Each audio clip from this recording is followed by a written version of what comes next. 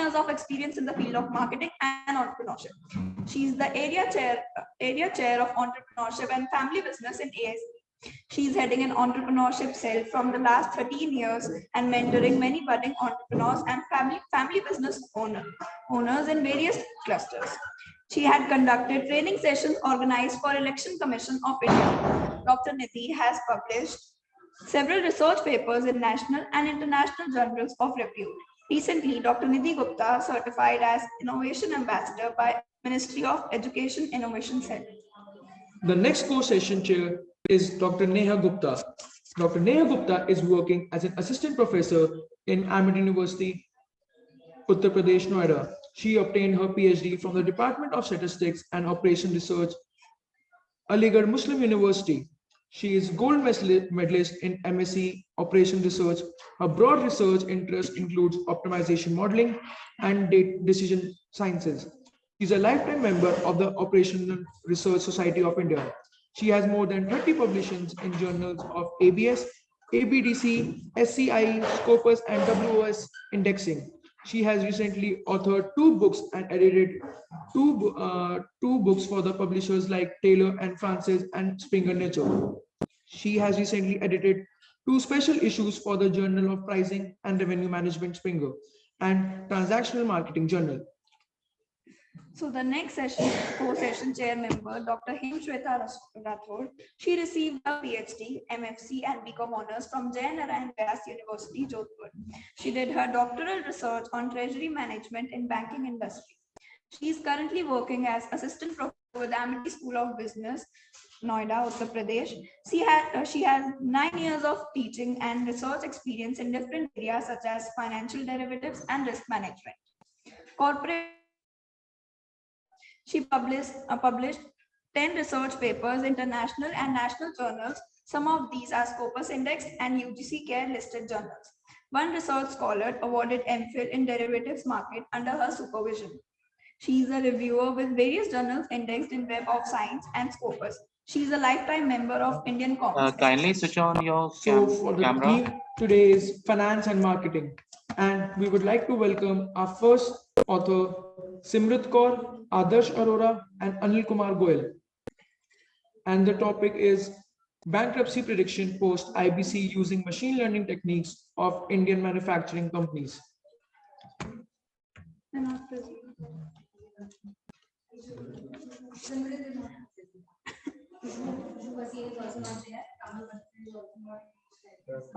Neha Gupta, ma'am, am I audible to you? So the next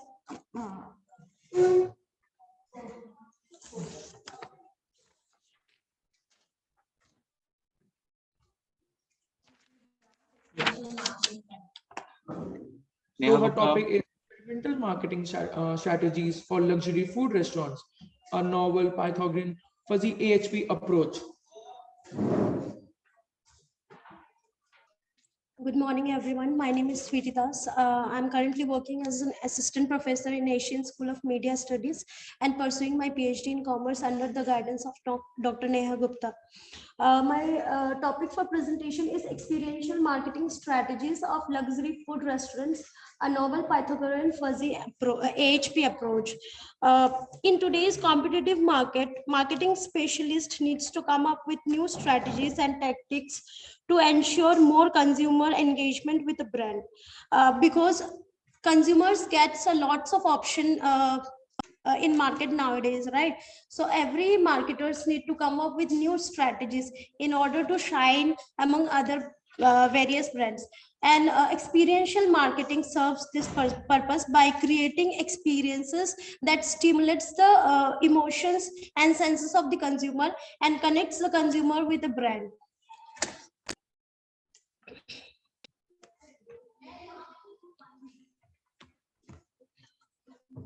Experiences are given more attention in the service industry, as consumers must first have a memorable, enjoyable, caring, and occasional spectacular experience if these industries are to satisfy their needs.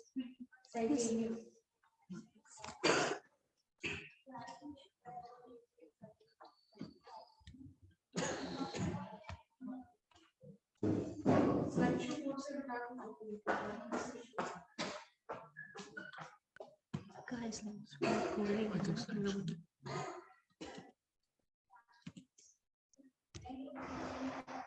now you can use the arrow keys. Okay.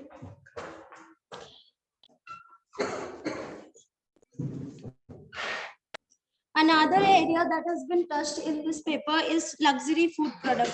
Luxury food is a special category of food that has been characterized by attributes such as higher price, comfort, distinctiveness, and higher value, status, etc. So luxury food manufacturers can set themselves apart from rivals through experiential marketing by developing distinctive and memorable experiences. Thus, this paper delves into the experiential marketing strategy used by Indian food restaurants.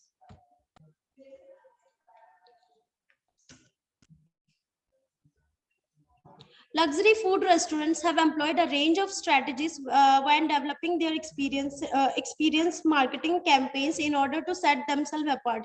After extensive literature review, 14 to 15 strategies were identified. However, only 12 were shortlisted after applying Pythagorean fuzzy Delphi approach. So these are the 12 strategies that has been identified. The first one is event marketing, second one is storytelling, then third one is word of mouth, free samples, virtual and augmented reality experience, gift promotion, exclusive distribution, food quality experience, physical environment, personal interaction quality, food festival, and sustainability. If I talk about the research gap, although various studies has been conducted in this area, however, no study was conducted study was conducted on the experiential marketing strategies of restaurants, particularly those that focuses on the luxury food segment. Thus, the following research gaps are covered in this study. First one is the detailed study of experiential marketing tactics of luxury food restaurants in the Indian market. And the second one is the methodological research gap, as very few or none of these studies conducted the multi-criterion decision analysis in this area. That is Pythagorean fuzzy approach. These are my research questions. First one is, what are the main experiential marketing strategies adopted by luxury food restaurant in terms of connecting consumers with a brand, which can lead to increased brand loyalty and sales? And the second one is, how can the relative weightage of these strategies be measured and prioritized for the current study in the luxury food restaurant? These are the steps that has been followed in this study. These are the analyses and result. 5 experts were selected from this field, and after applying the methodology, these are the analyses. So here the most important weightage was given to physical environment. We can take a very good example of Starbucks. In Starbucks, basically they even used a statement that we don't sell product, we sell experience. So their main promotional strategy is their distribution channel, the place. Their main investment is the stores that they create for the consumers and the experience that they provide there. And here the second relative importance was given to exclusive distribution. Everyone wants to experience something different as compared to others. So obviously exclusive distribution plays an important role here. And the third importance was given to word of mouth. We can take an example of like reels these days. People don't visit restaurants unless and until they don't see the review of the restaurant. So marketers then mostly they approach these influencers to show a review of their food products on the social media platforms, and consumers mostly, after seeing the review of other people, they go and visit that restaurant. So these are the 3 most important strategies, and the least importance was given to gift promotion. Research implication. The survey gives upscale eateries the information they need to better serve their customers as the service economy grow. Competition among restaurants intensifies, and to ensure service excellence, restaurants need to create strong relationship with their customers, as the effectiveness of these strategies can lead to higher wealth creation and brand value. The luxury food sector can be fairly exclusive, therefore it's necessary to keep in mind that choosing the correct technique is essential. Also, out of this technique, which one would work best for them and which one would work least for them. So they have to do the proper analysis so as to survive in this competitive market. Thank you.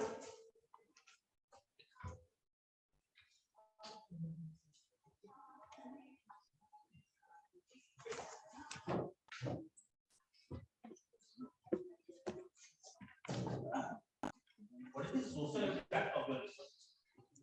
So social impact is that nowadays people are more focused towards hedonic consumptions instead of utilitarian consumption, because there are wider brands available in the market. So we need to come up with some new strategies in order to survive in the market. So we also know that there are n number of restaurants in the market nowadays, right? So then if we want to satisfy the hedonic consumption of the consumers, we have to come up with some experiential marketing strategies. So my study would help them to choose the strategy, which one would best work for them and which one would not work for them.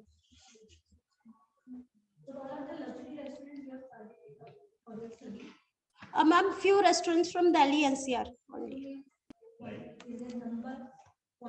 No, I have taken the opinion of 5 experts. So She is asking your studies only targeting the luxury restaurants only, or in general all type of restaurants? no, luxury restaurants only. 5 from Delhi. 5 experts from Delhi NCR whose opinion has been studied for manager, and then very experienced employees, and then marketing experts. So mostly managers, 2 or 3 managers. Yes, opinion based. Sorry, ma'am. Yes, ma'am. I have collected from Starbucks, and then just Relax. This is not your grilling session. ma'am, Dunkin' Donut. Ma'am, Dunkin' Donut. Dunkin' Donut. So methodology part, she is not aware much about it because she has just started. So we have taken 5 experts. These are experts from the industry as well and the academia as well, those who are in the field of food industry. So we have taken the opinion of those 5. On the basis of that, you will finalize the. On the basis of this, since we cannot analyze because it's very complicated and we have to manually, so we don't go for the large number of respondents and these are experts in this technique. So we have used the fuzzy technique so that we can beat the uncertainty in the responses we are getting. This can be funded research as well. Like if you are talking about the Starbucks, right? Later on, you can also go with the funding. The Starbucks will be same. Okay. You go through the in a very depth manner because you are in the second or third semester right now. Right? I'm in 4th semester, sir. Right. So just once you go to the depth study, then you can take the funding and then this is all. Okay. Right? It can be. Yes. Okay. Thank you. Okay. Thank you, sir.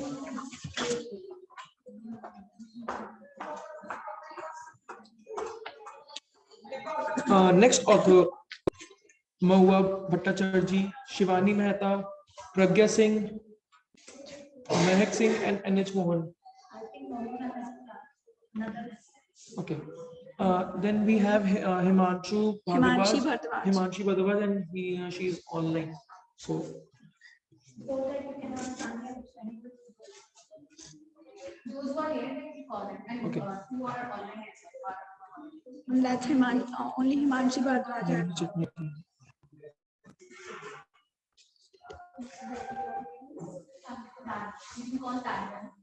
Okay. So Tanya Bhardwaj, and the topic is young adults motivation to manage stress, life a phenomenological analysis of the effects of mindful meditation.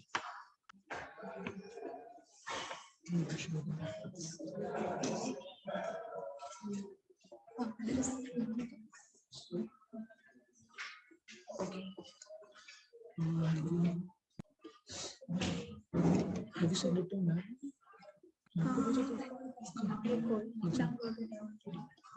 इसमें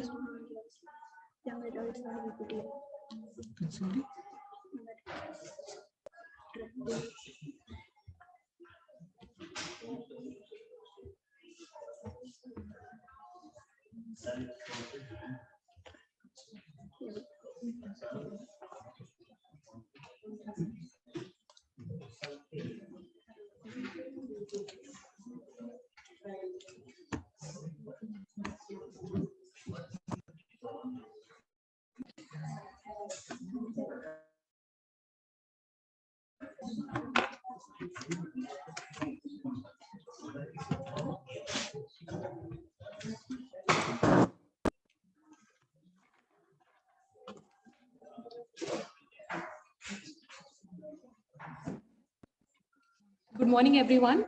The title of my paper is Young Adults' Motivation to Manage Stress Life, a phenomenological analysis of the effects of mindful meditation. Young adulthood is a period which is frequently marked by numerous life transitions in terms of living arrangement, relationships, education, and employment.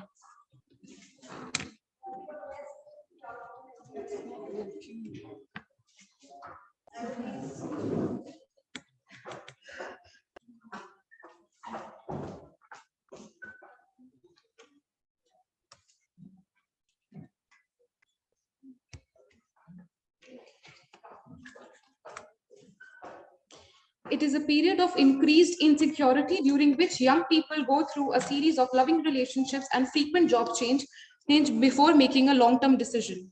This period's significant changes create instability, uncertainty, as well as significant mental health risk.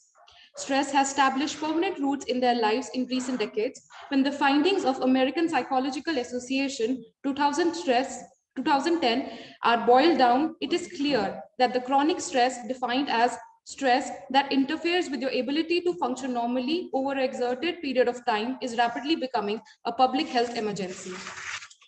Epidemiological studies in the United States shows that psychiatric disorder is greater than 40% in people aged between 18 to 29 years, particularly for mood disorders, anxiety disorders, and substance abuse. Medicine can help in a variety of issues, but not with stress. Any medication you will take will only treat the symptom of the stress, but not the underlying cause. The cause of medication to mask symptoms may deprive you of the signal you require, prompting you to reduce the strain on your physiological and psychological system caused by stress. It is far better to manage stress through relaxation techniques, stress management. The treatment focuses on identifying the source of stress in your life and devising strategies to avoid or mitigate their impact. Mindfulness, which is once considered an abstract concept in the counseling field, is now becoming widely known and receiving more attention in the literature. Buddhist tradition first explored the concept of mindfulness in broad philosophical terms that most modern readers are unfamiliar with. Nonetheless, because of the success of the standardized mindfulness-based meditation test, rapidly spread in Western psychology, research, and practice. Mindfulness has grown in popularity as a tool for helping people manage stress and improve their overall well-being. Mindfulness is operationally defined as two components: skill-building method for dealing with emotional and cognitive suffering. First component entails attention, self-regulation. To achieve a successful life of attention, self-regulation, measurable skills are required, such as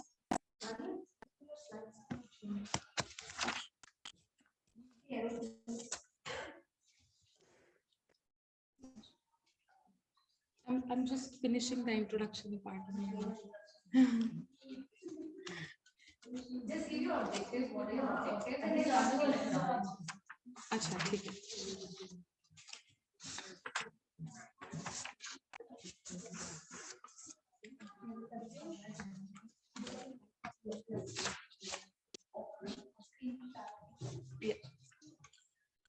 So if we look closely at all the approaches we used in a stress reduction tactics, one thing that is common is mindfulness or being present in the moment, which can help an individual to stop overthinking.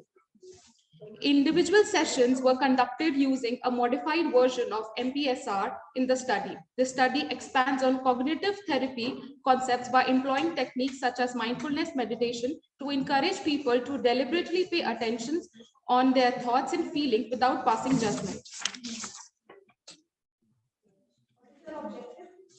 Ma'am, my major objective of the study is to basically help the working population to manage stress through mindful meditation. This is the main objective of my study. Methodology.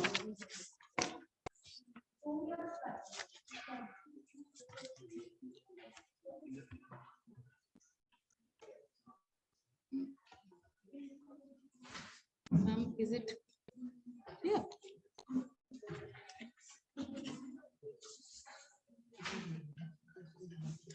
In the light of current events, research on young adults has been conducted to highlight the effects of meditation on their stressful life.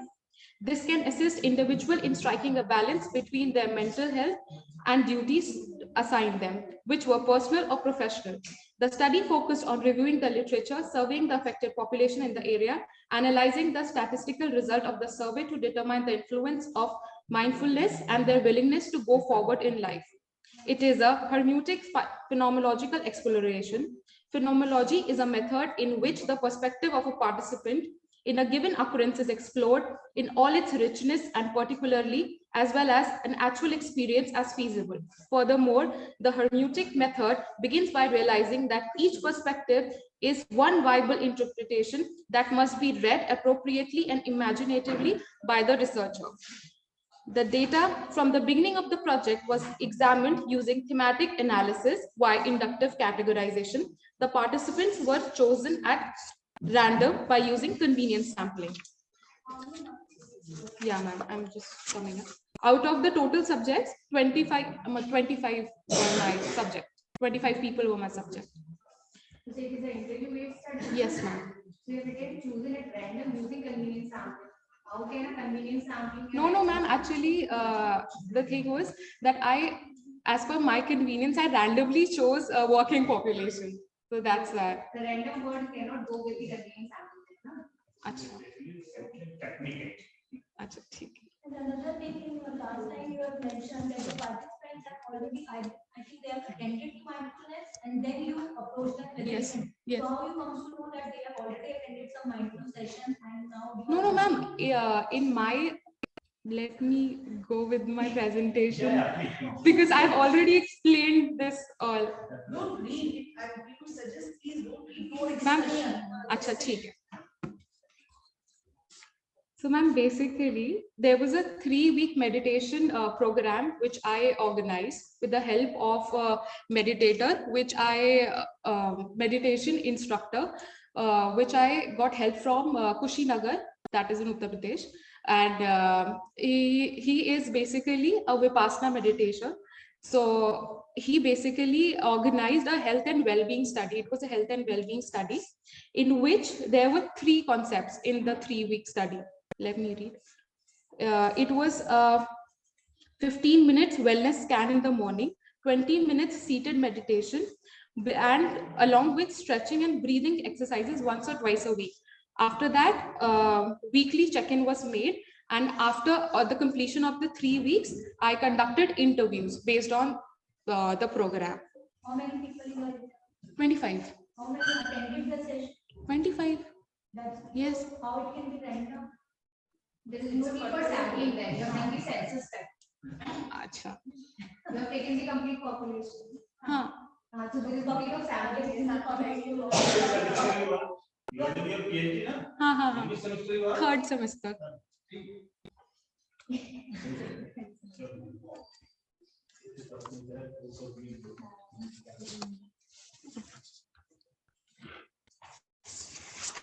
What are the motivations you have studied or you come up with? Yes, ma'am. I'll just. So I.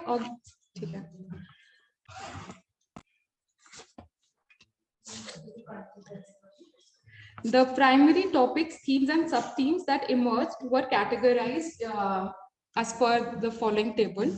It was basically the consequences of stress on the lives of young adults, the participants' assessment on the intervention's primary outcomes, and the key mechanism or the action linked with the process of mindful meditation. Basically, this area is the consequences of stress, and I further divided the these in physical consequences. As per my interview, I have categorized the answers. The physical consequences include the weight gain, diabetes, chest pain. Emotional consequences are becoming easily agitated and moody.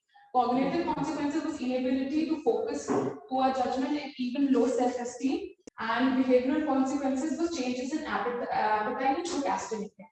So your studies were about the consequences or motivations? Ma'am, I'm second part includes the perceived effect of my experiment. It includes the mental effect, that was concentration and focus, problem solving attitude, experiencing, re-signification, emotional effects, the sense of progress, positive development and self-esteem, appreciation and happiness, and the physical effects are relaxation of the body and sleep quality. Make it concise. So आपका main point है ना, आप उसके बाद ठीक है, जैसे your studies on the motivation. So talk about what are the motivation you have come up with. ठीक है, वो motivation से क्या क्या implications आपकी study. Ma'am, basically, keep in mind the time limit as well, because others are also. You are talking about the consequences of the study. Ma'am, basically I'm from history. So in history we present papers like this only. Yeah. So under which department you are doing your research? yeah, AISS. Yeah. Amity School of Social Science. Yes. Yeah. So there, when we present a paper, so we basically, even if the interview based, we basically have a qualitative analysis and we present themes like just I have presented, and then we want to suggest like on one side you are using a theme thematic analysis. Yeah. Your title you have mentioned phenomenological analysis. Ma'am, phenomenology. No. Phenomenology basically means the study of experience of participants. So your study is completely qualitative? Yes, completely qualitative. Which qualitative study? I have used interview based. That is for the collection of the data. How you analyze the data. Thematic analysis. What thematic analysis? Okay. Any software? No software, ma'am. It's a complete. I've conducted. Yes, it's. So 25 transcripts. Yes, 25 transcripts, and then yeah. Maybe there is a chance of biasness. No, I didn't. That's the reason. That's the software that required. Otherwise, sometimes we have my own perception. She has her own perception. So I. When you analyze, you have your own perception. No, ma'am, that I completely agree. Qualitative analysis, you also have the bucket of tools, na? Yes. Utilize them. Otherwise, how you can wrong? You cannot validate the research.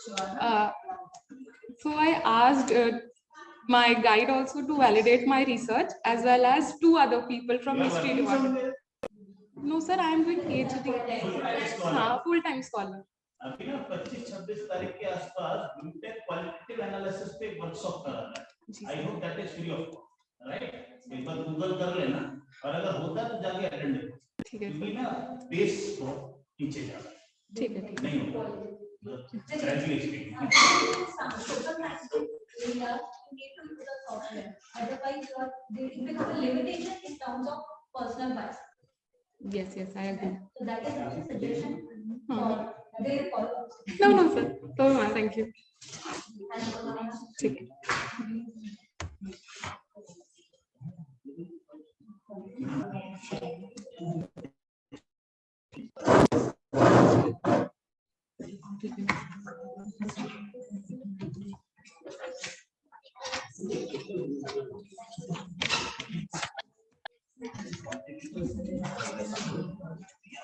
So the next author.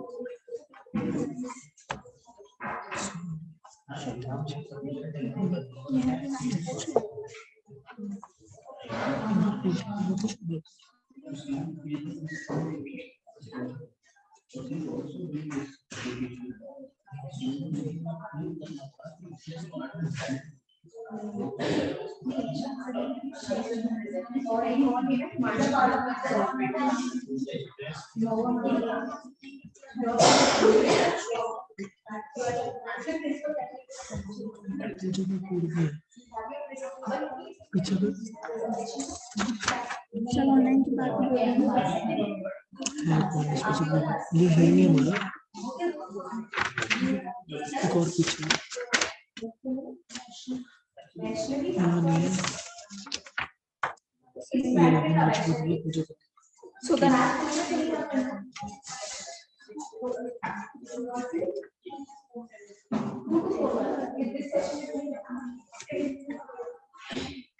So the next author is Miss Shweta.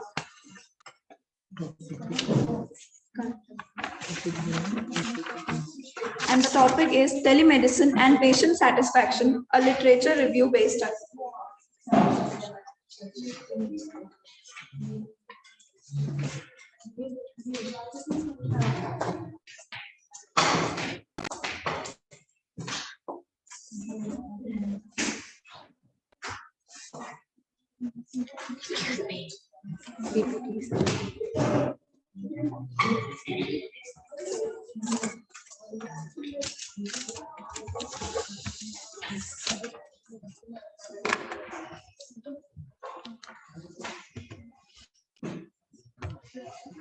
उनको भेजा था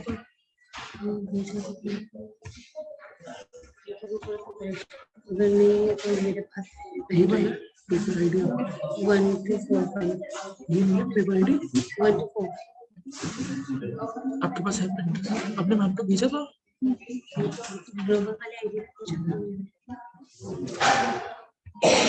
है मेरा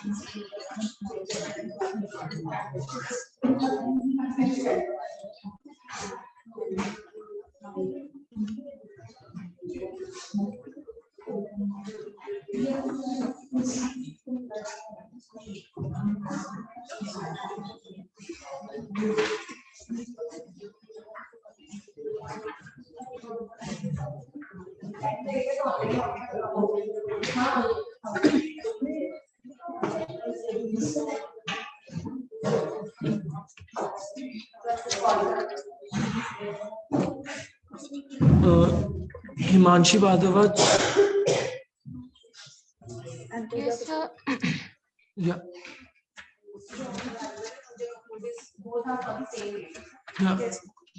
hello Yes, sir. Himanshi Bhardwaj Yes, sir. I'm here. Volume increase है ma'am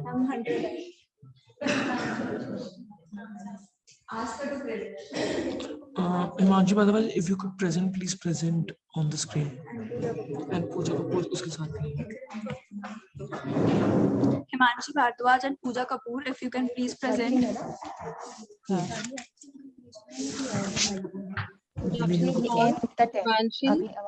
Yes, ma'am. Yes, ma'am. Yes, ma'am. Yes, start presentation. Is my screen visible? No, you can't. इसकी volume बढ़ती है क्या कहीं से? इतनी है? इतनी है। ये कुछ बोल रही है? कुछ बोले तो? I think उसने chat पे कुछ भेजा है. I'm available. Can I present? Yes. Can you speak so that we can check the audio?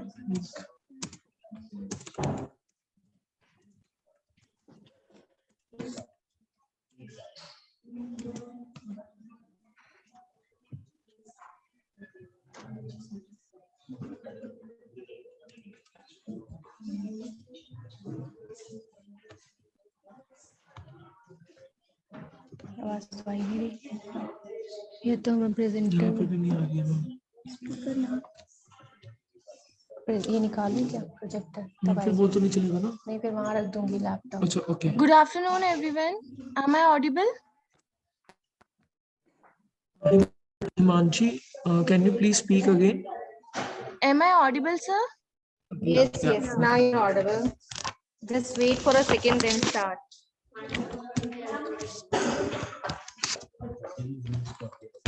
उसमें वॉल्यूम नहीं आ रही है सर, यहीं पे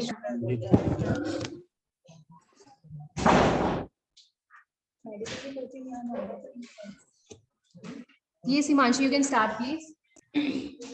Yes, good afternoon, everyone. I am Himanshi, pursuing PhD from Manav Rachna University, and I am happy and lucky for being part of this wonderful conference. And the title of my paper is A Systematic Review of Mobile Payment Adoption from 2015 to 2022. And my co-author is Dr. Pooja Kapoor. She is an associate professor in Manav Rachna University. As we all know that mobile payment is increasingly being used and adopted in every field by different users for ease of payment, ease of use, and for various other factors. Now let's begin with the introduction. That is, mobile payment is increasingly being used in every field, and in India we are in the era of digitalization. Payment system works through the combination between the payment system and the mobile technology, which both together give the access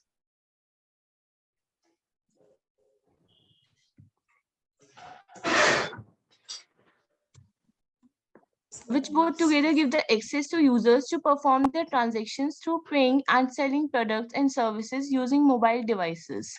Mobile payments differ from online payments made with smartphones using wireless or other mobile device specific technologies.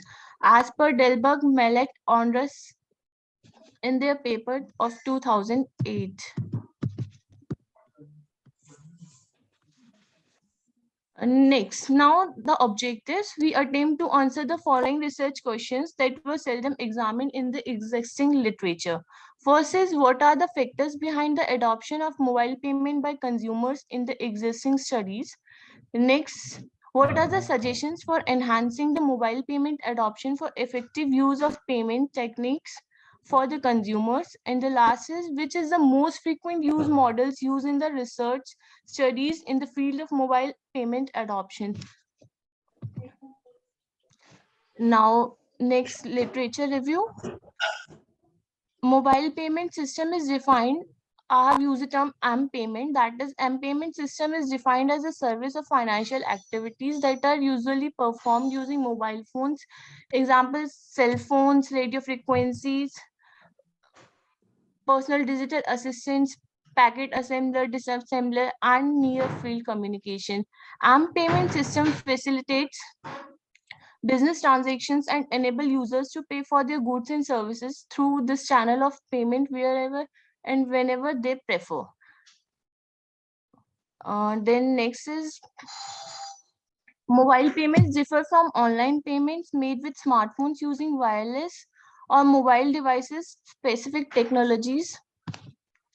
Now this is a literature review of the papers that I have reviewed. They are in tabular form. I have taken papers from 2018 to 2022, the most recent papers. First is consumer usage, intention of electronic wallets during the COVID-19 pandemic in Malaysia. That was published in 2022. Next is neuro management, decision making, and cognitive algorithmic processes in the technological adoption of mobile commerce apps. That was published in 2021. Here are the list of papers that I have reviewed. Then next is methodology. This study is based on literature review. We have studied articles from some reputable database journals, research papers which published in high profile journals, review articles and conference proceedings whose citation index were high evaluated. Next, 70 papers were referred to study the literature. Only those papers are included which have involved AMP payment as a primary condition. We made sure studies must include mobile devices while consumers are paying for goods and services. Articles from 2018 to 2022 are basically included. And 30 articles from 2015 to 22 were extracted through systematic procedure of search. Also, exclusion and inclusion criteria was studied in the unified theory of acceptance and use of technology UT-AUT model, that is. Next is non-full text articles are also excluded because they don't provide accurate information to the users of information. Now coming to the results and discussions. The most used behavioral theories that were used in the previous studies which evaluate the user's willingness to adopt any technology innovation are theory of planned behavior and theory of reasoned action as per the paper of. Next is the most used model in the previous studies was the unified theory of acceptance of the use of technologies, that is UT-AUT model. This UT-AUT model is basically consists of 6 main constructs, that is name performance expectancy, PE, effort expectancy, social influence, facilitating conditions, behavioral intentions to use the system and uses behavior. This model aim at understanding better why users accept or reject a given technology and how user can acceptance be improved through technology design. That was all about UT-AUT model that is found in most of the research papers that I have reviewed. It has been frequently used by the papers that we have covered in our study in regard with AMP payment adoption in different users, in different field by different users. Then again, it is clear that since 2015, the number of research on the acceptance of mobile payments has increased. Yes, this number is anticipated to rise in the future because this area of study is still developing and needs further investigation. 48% of the studies that were analyzed were carried out in the industrial sectors, followed by those that were done in higher education settings. This suggests that additional investigation into how students are utilizing AMP payment in higher education institutions is necessary. Now coming to the conclusions. In order to investigate how a particular new technology is adopted, numerous theories and models have been created. These models include the UT-AUT model, again the same model that I have already explained, which was created by Venkatesh. All AMP payment adoption studies that use a UT-AUT model as a theoretical model in this work. This paper will eventually help all the managers of IT companies, software developers, MNCs in enhancing the use of mobile payment adoption in a better way by keeping in mind all the relevant factors that we have used in our study.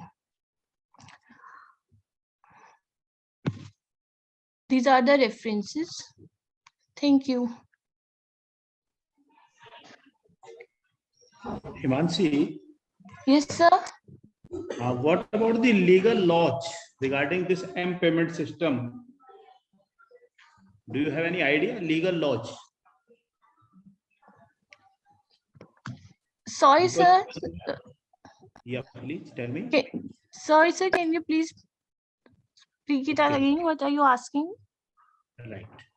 I'm talking about the legal laws regarding this M payment system, because you are talking that the few papers you studied with the different countries, right? Different methodologies. So what do you Yes, think? sir. What contribution and what the limitations under the legal laws?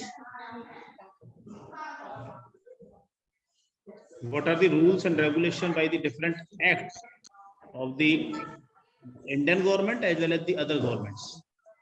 Sir, there evidently, as there is no existing global regulatory body defining specific rules, as I have discussed, means as far as I have read, there are no specific or existing global regulatory bodies defining specific rules regarding M payments. And what about the Indian? In case of India, do you have any regulatory body or governing body for the M payments regarding with the legals? Himanshi, Any of course, idea? in India, if you talk about that, we have RBI guidelines for operative Yeah, but norms. they are about cyber crimes and the crimes like regarding payments or fraud or any type of scam, that is about those, but there are no proper guidelines regarding the M payment adoption. Okay. Himanshi, if you are a scholar, then I have one suggestion for you. Yes, Kindly sir. add this also in your thesis if it can possible. This Yes, is sir. a Yes, sir. suggestion, right? Okay, sir. Thank you. Thank you. Okay, sir. Thank you, sir. It is just a primary stage for Himanshi. She I is can actually understand. about to submit short synopsis for the approval purpose, and she has done a lot of reviews study based on the same. Thank you for your input, sir. Thank you. Thanks a lot, Pooja ma'am. Thank you, sir. Thank you, ma'am. 2023, which is the fourth international conference on global business strategies for sustainability, that is hosted by the Amity School of Business. This is track 4 and this fourth session, and the theme for this session is HR and General Management. The session chair consists of 3 session chairs, and as an external session chair, we have Dr. Nisha Solanki. She has more than a decade, nearly 12 years of experience. Dr. Solanki is an assistant professor in Maharaja Surajmal Institute, Guru Gobind Singh Indraprasth University. Her expertise lies in the area of human resource management, people management, business communication, emotional intelligence, and people analytics. Her research thrust lies in the areas of human resource, people metrics, and the latest technology-oriented topics of management. Dr. Solanki has many research articles of reputed in national and international journals. Throughout her entire career tenure, she has climbed various echelons fast by proving her mettle as a seasoned academician, skilled trainer, facilitator, efficient leader, strategic consultant, and a client-centric professional. As a trainer, she has undertaken training programs on various subjects for major clients from the public sector and private sectors. Now, I would request Dr. Saloni ma'am and Dr. Jyoti Chauhan ma'am to facilitate our guest.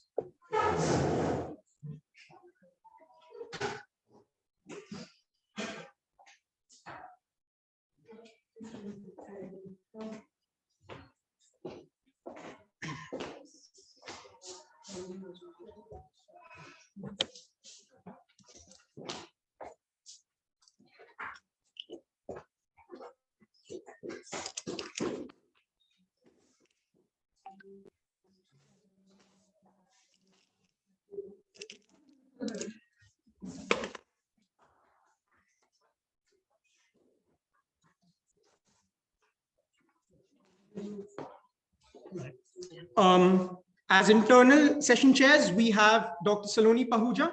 Dr. Saloni Pahuja is currently working as an assistant professor in human resource development and organization behavior at Amity School of Business, Amity University, Sector 125, Noida. She has completed her Doctor of Philosophy in 2015 in Management, HR. She is a computer engineer and completed her MBA in Human Resource Management. The second internal session chair we have consists of Ms. Jyoti Chauhan. Ms. Jyoti Chauhan is currently working as an assistant professor in Amity School of Business. She has done a PhD in HRM.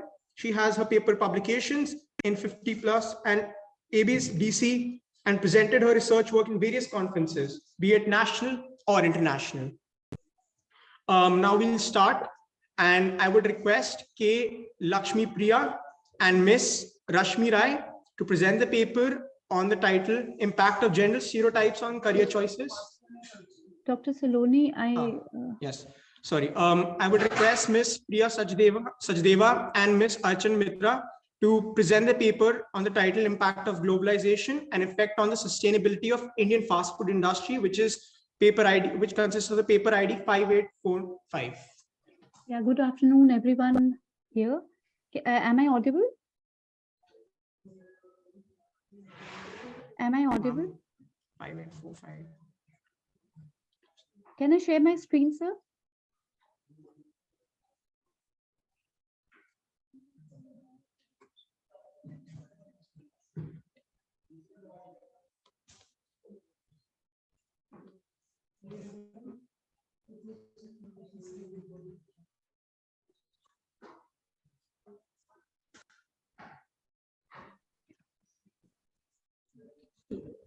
Sir, can I share my screen, sir?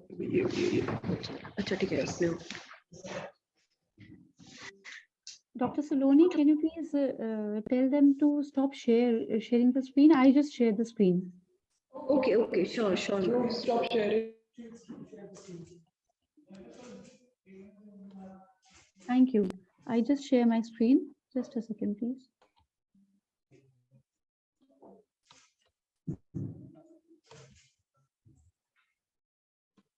Can you see my screen? Yes, ma'am, it's visible. Okay. Just put it on slide. Yeah, perfect. We can start now. Yeah, ma'am. This is Dr. Priya Sachdeva. I'm an associate professor at Amity School of Communication, Amity University, Noida. So today I'm going to present my paper on impact of globalization and effect on the sustainability of Indian fast food industry. So the business is predicted to increase by around $80 billion for next 5 years. And if we talk about food for all, safety, health, and nutrition are all directly addressed by all the sustainable development goals. So this fast food sector has changed that how we have consumed food and how we have developed the, eaten on the go habit. The researchers seek to understand that how changes in food security and nutrition are related to the dynamics of globalization, the commercial strategies employed by international food corporations, and the prevalence of processed foods. The objective of the study is to understand the impact of globalization on the sustainability of fast food industry. So this is basically based on the meta-analysis of the literature review. And in this, we have come out with a very interesting facts. That is that globalization is having a tremendous impact on the food systems of developing countries all over the world, as quoted by Anand et al. In 2015. The nature of our food systems have been altered as a result of the effects of globalization, which include the liberalization of markets and trade, the flow of capital, and the urbanization of the populations. So this is being quoted by Baker et al. In 2020. The increase in accessibility, availability, and affordability of food that can be attributed to globalization is not, however, a universal phenomena. Though we are getting impacted by it, but this is not a universal phenomena, as it was quoted in long time back, 2006. But things have developed at a very faster pace after the COVID-19, and many people in underdeveloped countries have a difficult time locating or affording healthful meals like fresh fruits and vegetables in 2010, as quoted by Walker, Keane, and Book. Small food processors, on the other hand, have a difficult time competing for control of their local food systems due to the fact that large international food corporations control many of these marketplaces. The combination of the market strength of multinational food businesses and the proliferation of processed food products is having an effect on the food security and nutrition patterns of countries all over the world, as quoted by Monteiro in 2018. But as if we talk about the trends in today's time, if we talk about the Zomato, if we talk about the new applications which are coming in force, and all the youngsters, all the people around us, we have the definition of altogether fast food industry has been changed, and we are very much addicted to the fact that these global brands have intervened and actually made their niche market here, and we are very much addicted to it. India's food service market is expected to reach around $79.65 billion by 2028. Exponential growth, growing to at a CAGR of 11.9% from $4.1 billion in 2022, according to a report. 20 lakh jobs lost during the peak of COVID-19 pandemic. The industry is expected to reach employment figures of 1 crores by 2025, as per the Food Service and Restaurant Business Report in 2022 to 23 by Francop and restaurantindia.in. India's food service market is anticipated to project robust growth in the forecast period with an impressive CAGR of 11.19% and reach $79.65 billion by 2028.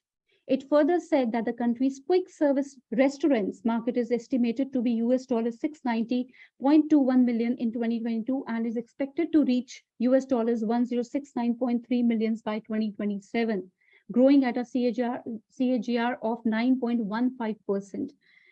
Over financial year 20 to 25, the QSR chain market is estimated to be the highest growing sub-segment at 23% CAGR in the entire food service market, not just the chain market. India's Tier 2 and Tier 3 cities have grown by 108% in the last 2 years, from rupees 2,500 to rupees 5,400.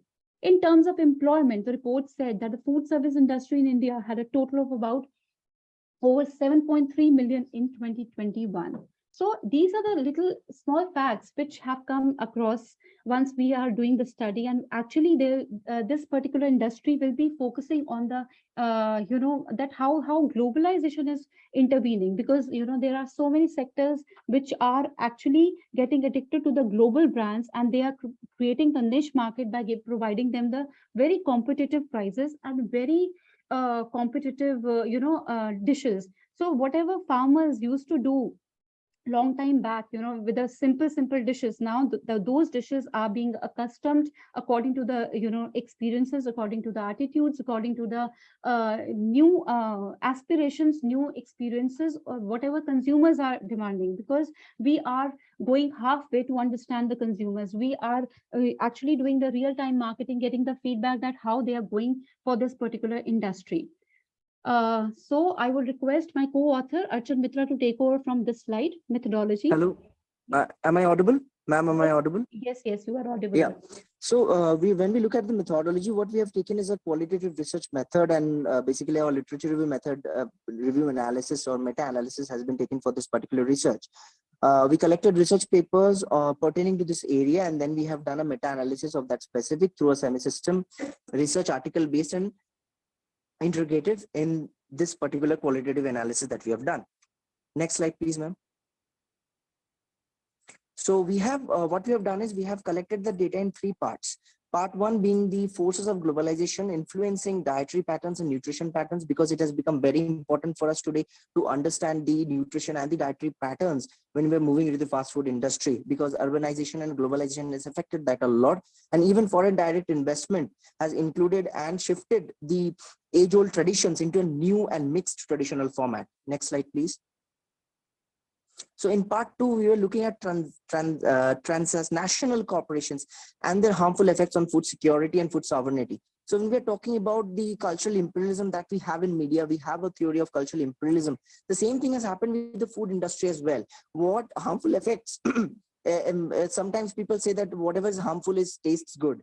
So if we are saying that, then generally we are looking at food security and food sovereignty, where with the help of its, the taste and the corporations that has come into action due to the FDI influence in our food industry, they have created a huge impact and loss of food. And when we are talking about food security, so many people are going hungry in India, and we are also talking about food sovereignty in this particular portion. Part 3, the spread of processed nutrient poor food. So when we're talking about processed food, we see that 2-minute noodles, and we are looking at kappa noodles, we're looking at packeted foods, we are looking at food which we can just microwave and eat.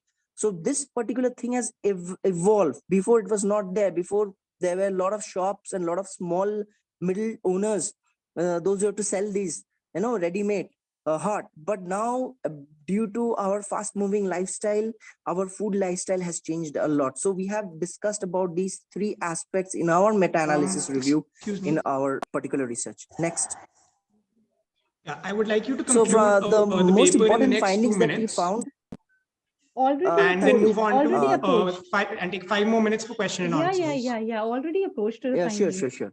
Yeah. So when we're looking at for the findings, the major findings that we found that international foods were available for Indians. Then we found that international alcohol. So international alcohol had an influence on Indian alcohol, and there were new Indian alcohol brands which were coming up. Then PYOB technology, which has affected the way we drink. The way we drink beer, the making of beer has also changed in India, and the processing of that has changed. Then culture and filler acceptance, how the cultural aspects has affected us, how cultural imperialism has affected the food industry in India. Then mocktails replacing juices. Juices are being replaced by mocktails, which are soda-based drinks, and even hot drinks are becoming much more popular. Next slide, please.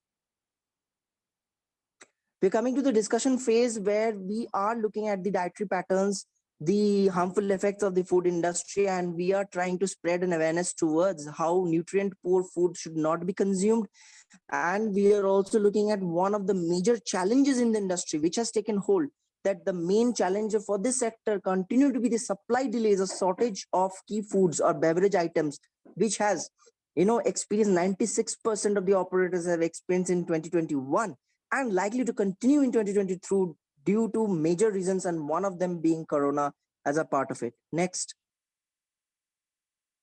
So in the conclusion, we say that Indian Beverage Association and the country's rate has expanded and 10% in the year to come. So we can see that there is a future of this particular industry, and 32% of the total's overall food market in this Indian food processing sector has improved a lot as well. So there is a future hope that we are looking into a great and amazing future for the food industry, where globalization has affected these, and it is going to affect as the years come by. And it's as ma'am has already said, that how much amount of US dollars amount this particular food industry is going to grow. Thank you so much. With this, I conclude our paper. Thank you so much. Any questions? Hi, Dr. Priya. Hi. Am I audible? Yes, you are audible. Okay, thank you so much for the presentation. The topic was really nice, and especially the food industry we are talking about. We are facing, and even we have witnessed a lot of change in the eating habits of people during the pandemic and even after the pandemic.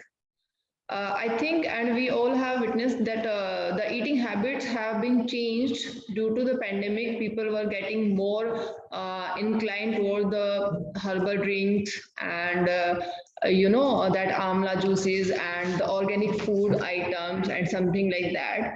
So do you feel that that kind of pandemic has changed, or did you find any of the article based upon that, ki once it was expanding, that people were getting more inclined toward the fast food and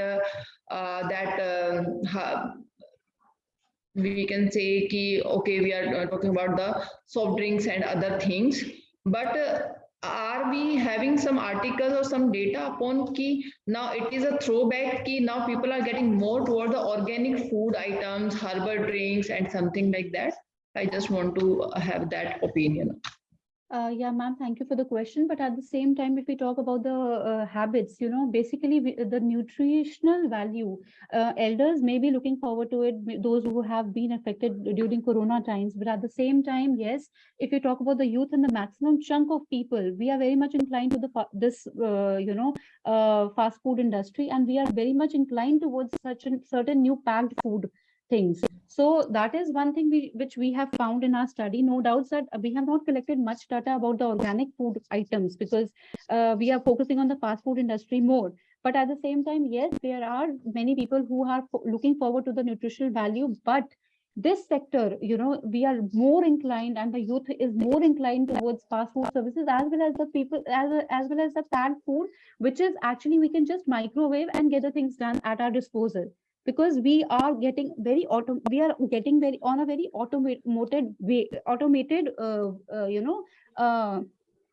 transition, that we are getting the things at our doorstep. And add on to that, there are many applications which are facilitating this kind of change, which is actually influencing the generations to come. No doubt this particular industry is going very up, but at the same time, yes, organic and nutritional values are being taken care of by the people who are little elder in age. But youth is totally focusing on this kind of, they are replacing the mocktails with the packed food, and there are many types of drinks which have come up in the market, and people are getting the, packaging actually is the key, which is actually focusing the youth to get addicted. And, these applications like, Zomato, Swiggy, who are actually delivering all kind of junks to the homes. That is one thing is looked out. Thank you so much. Thank you so much, ma'am. Okay, Dr. Priya, can you please highlight any of the implications of your paper, like which you have identified? Yes.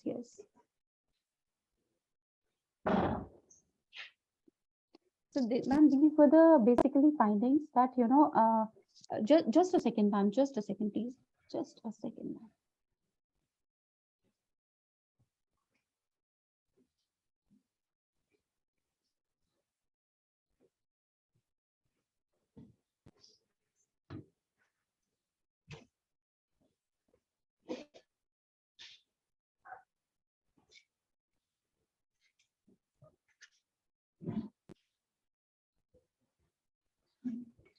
Hello, I would like to answer this particular question. The implication, mainly what happens is that due to the change in technology as well, it has affected the industry, because on-the-go food, which we talk about when we talk about on-the-go food, where the fast-moving lifestyle, which has affected our lifestyle, and also one thing, the corona pandemic that we were talking about has restricted our movement outside the house, and that has created a work-from-home culture. In this work-from-home culture, we do not have that much of time to make our own food and then consume, because it's kind of a when we're talking about work from home, we are basically working every time. There is no specific shifting hours. So due to this technology, we are basically ordering more from Swiggy and Zomato, and there was a news recently that people has ordered Swiggy and Zomato food much larger and in huge amount, more than in 2022 than in 2021. So we can see that there is this particular shift, and this impact is having a lot of effect on the buying and selling and the marketing aspects of the food industry as well. The impact is not only to the buyers, sellers, but also to the producers, those who produce raw materials, because these raw materials are coming from somewhere, and there is a finite amount of level which these raw materials are coming from. So if there is an impact in the food industry directly, then indirectly these farmers, these people who are making the particular food, the raw materials for this food is also being impacted a lot. They are getting more income out of it, they're getting more profit out of it, and also the Indian government has done a great thing by removing all the middlemen. In that, government is purchasing directly from the farmers, so that is also creating a lot of effect on the food industry, where you can directly purchase it from the farmers and divide a middleman. So the prices of the food which being sold are at a lesser price than it was before due to the middleman incursion. So these kind of impacts we can see. And also when we talk about some on-the-go food, which we talk about, or fast food that we talk about, a big example is mocktails, which has replaced the juices.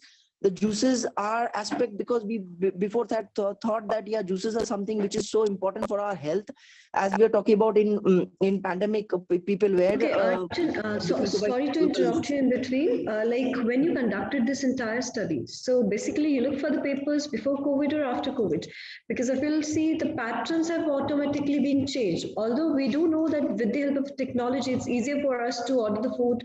That's why the young generation is shifting towards these dietary habits.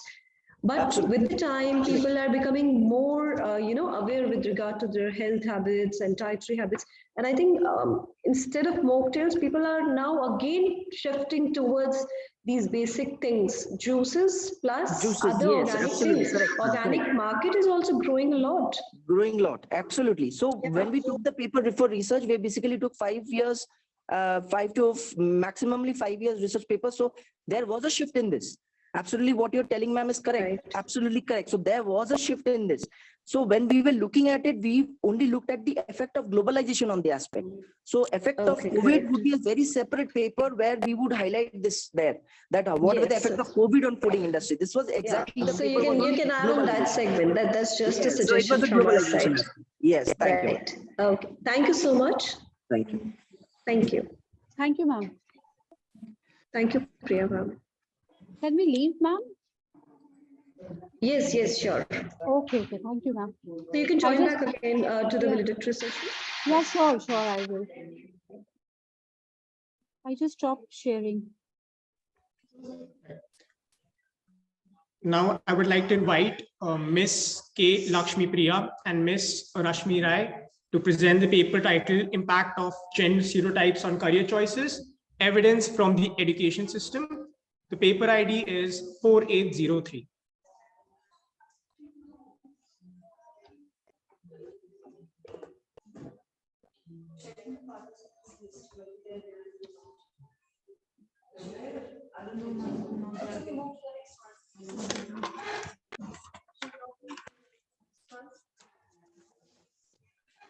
Moving on.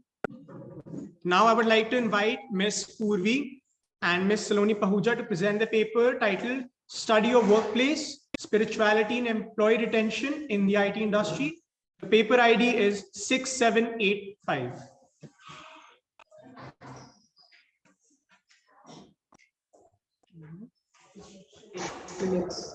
I would request you to take 8 minutes for paper presentation and extend it 2 or 3 minutes for question and answers.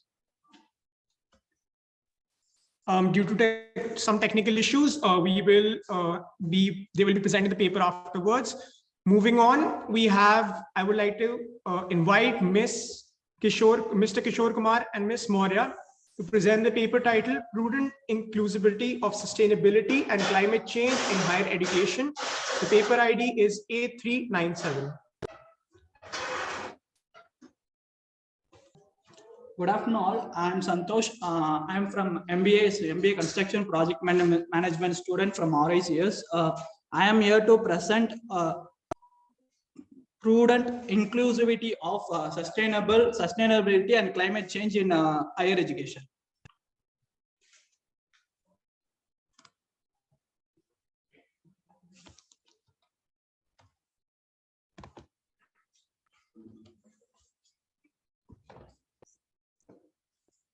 Okay, layout of the presentation.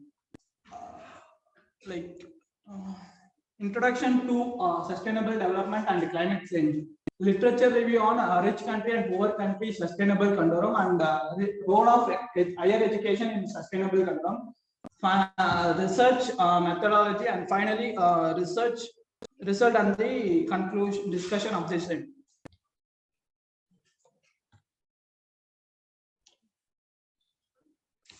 Incorporating sustainable and climate change into higher education curriculum is important for preparing students to address these pressing global issues. In the context of this, UN General Assembly set 17 Sustainable Development Goals with target completion of date of 2030. To achieve a sustainable, peaceful, successful, and equality existent on Earth from all today and in the future. Like open working group highlight 4 critical shift: a dramatical higher human impact on physical Earth, rapid technological change, increasing inequality, a growing diffusion and complexity of the governance. UNESCO claims education is the key instrument in achieving sustainable development goals. We can directly move to the research methodology. Okay. Objectives and research methods.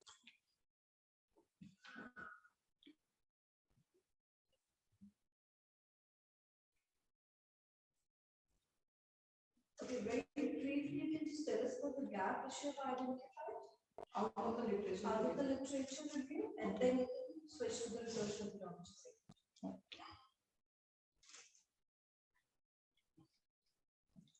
Literature problem in rich country, poor country sustainability. Literature review on problem in rich and poor country sustainability.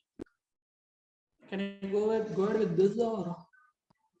Any criteria or a particular point to differentiate how you differentiate the rich country and poor country on the basis of GDP, on the basis of income, or on the basis of growth? What criteria? Or you have taken some measures from the data which is available, so you can mention that also if you can. Industrial, okay.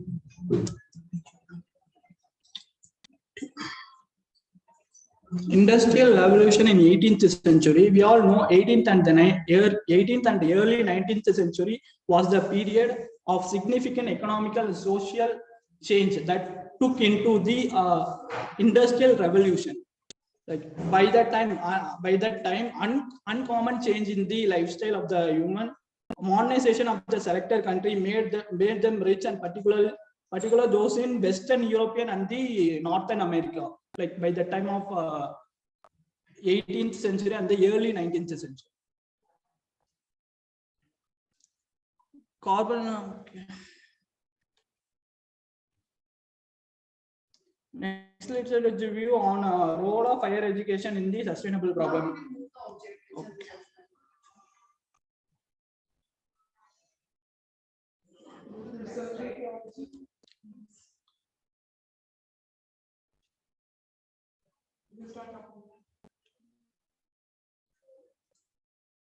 Just a literature review.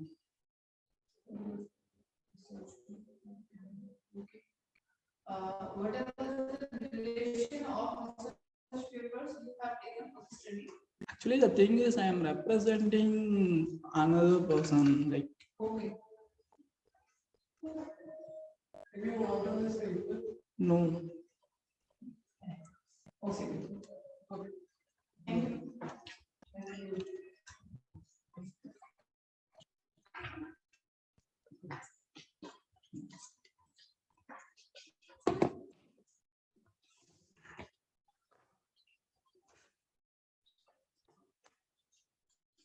Moving on, I would like to request Ms. Nidhi Balhara and Ms. Aarti Chahal to present the paper titled HR Analytics, Managing Tool for Voluntary Turnover. The paper ID is 3164. I would request you to take 8 minutes for paper presentation and an extended 3 minutes for question and answers.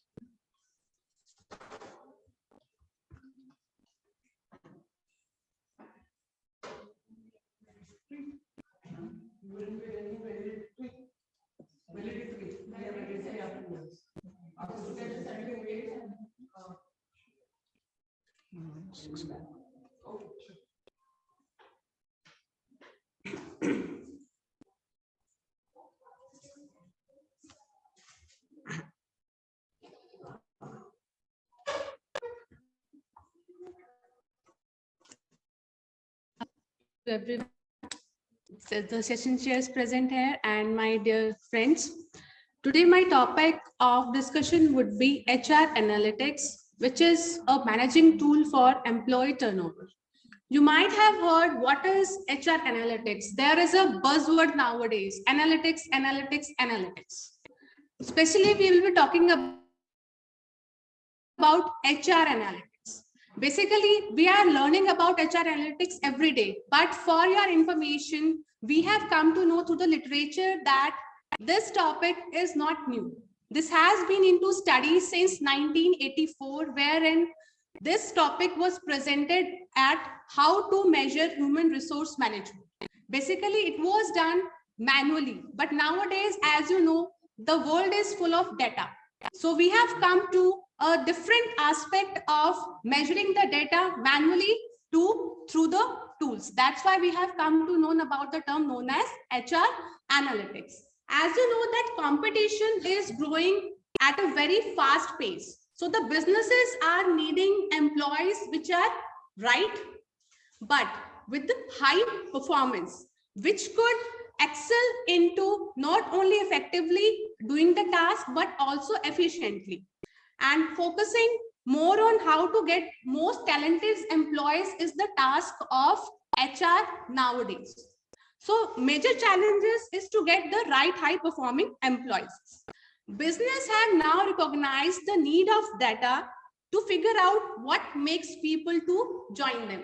What are the various reasons for what the people would be joining their organization? Now the business have understood the need to collect the data and to make them stand into the market wherein the people would coming to the organization to get a job over there.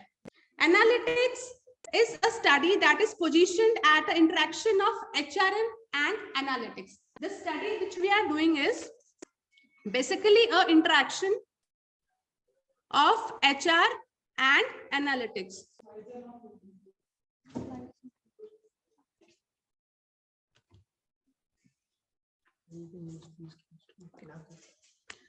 Basically, जो business analytics है, it is what? It is a fact-based process which leads to the insight and possible implication for the future orientation. Business analytics, when combined with the field of HR, is HR analytics, wherein we use various types of analytics. One is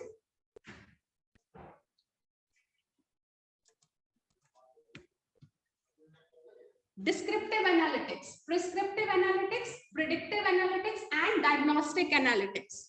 Basically, descriptive analytics tells us what has happened in the past, what thing has led to the turnover of the employees, what were the various factors due to which the employees have left the organization. Then talking about diagnostic analytics. Diagnostic analytics tells about why it has happened. What was the root cause? Then coming to prescriptive analytics. Prescriptive analytics talks about to discover the predictive pattern. What is going to happen in the future based upon what has previously happened. This information is given by the descriptive analytics.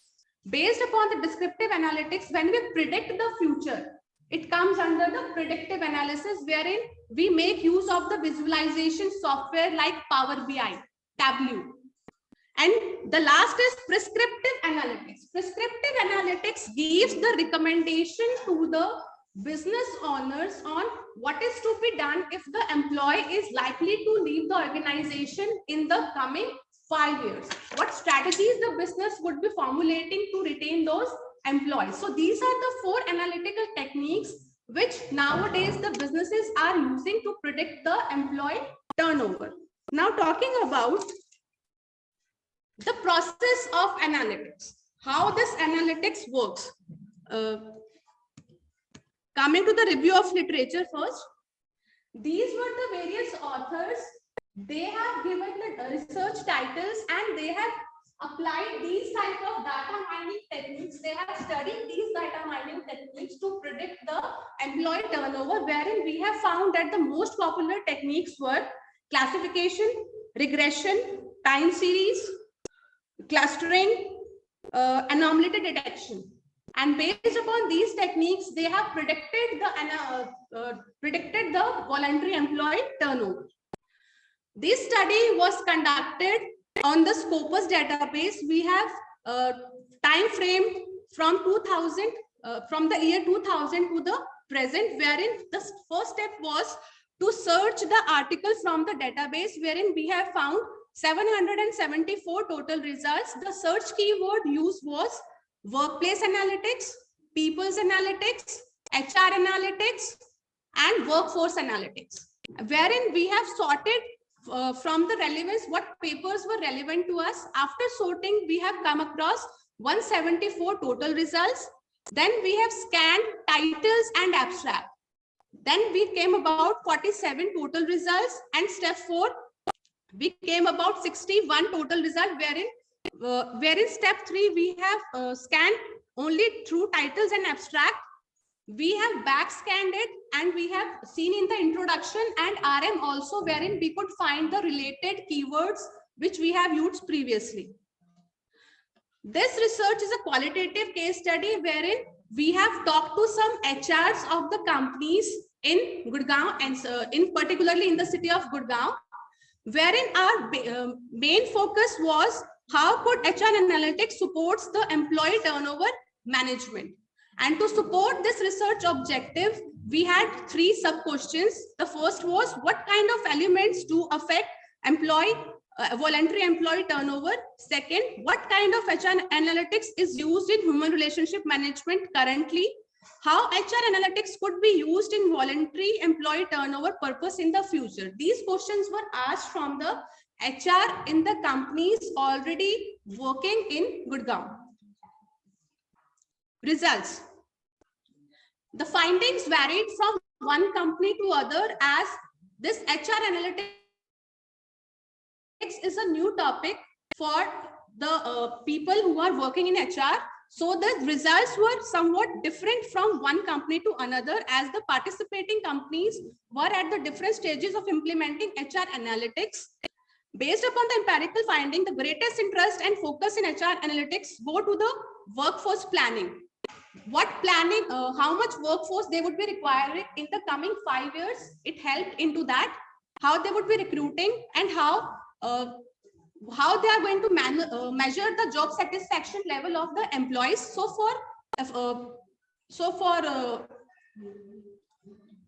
predicting all these things, what they used was HIRS software. HIRS software was the main software for HR data sources. Predictive HR analytics is useful in voluntary employee turnover, and it is one of the easiest way to apply predictive analysis is through the HRIS software. So as the results depicted, when we talk to the HRs who are employed into the different MNCs in Gurgaon, their main concern was that they are able to predict employee turnover based upon the past data. What were the reasons of employees leaving the organization? And after entering the data into the HRIS software, they could visualize the performance of the employees they would be seeing in the coming 5 years. So predictive analysis is the most useful technique for predicting the employee voluntary turnover. The companies could monitor voluntary employee turnover related matrices and take action reactively at the descriptive HR analytics stage. So these were the bibliography. Thank you.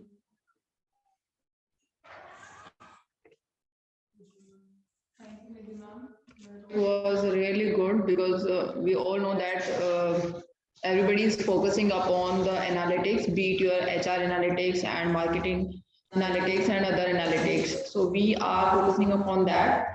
The first thing I want to ask is the discussion you had the HR in the different companies in the city of Gurgaon. So did you set any filter or you just randomly? Ma'am, there were basically I got a connection from my colleagues, or you can say one of my friends. They were working in as a HR in one of the companies.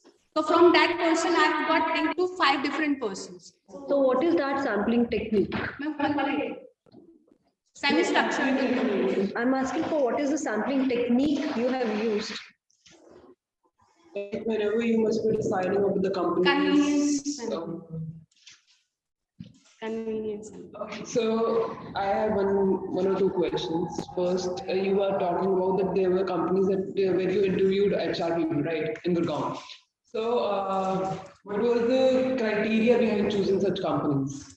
Like when you select sample, there are there must be some rationale behind it, that you have chosen particular companies, maybe on the basis of their size, or maybe on ma'am, basically we have ma'am, HR analytics, basically the small size companies are not applying because it is costing them huge amount. So we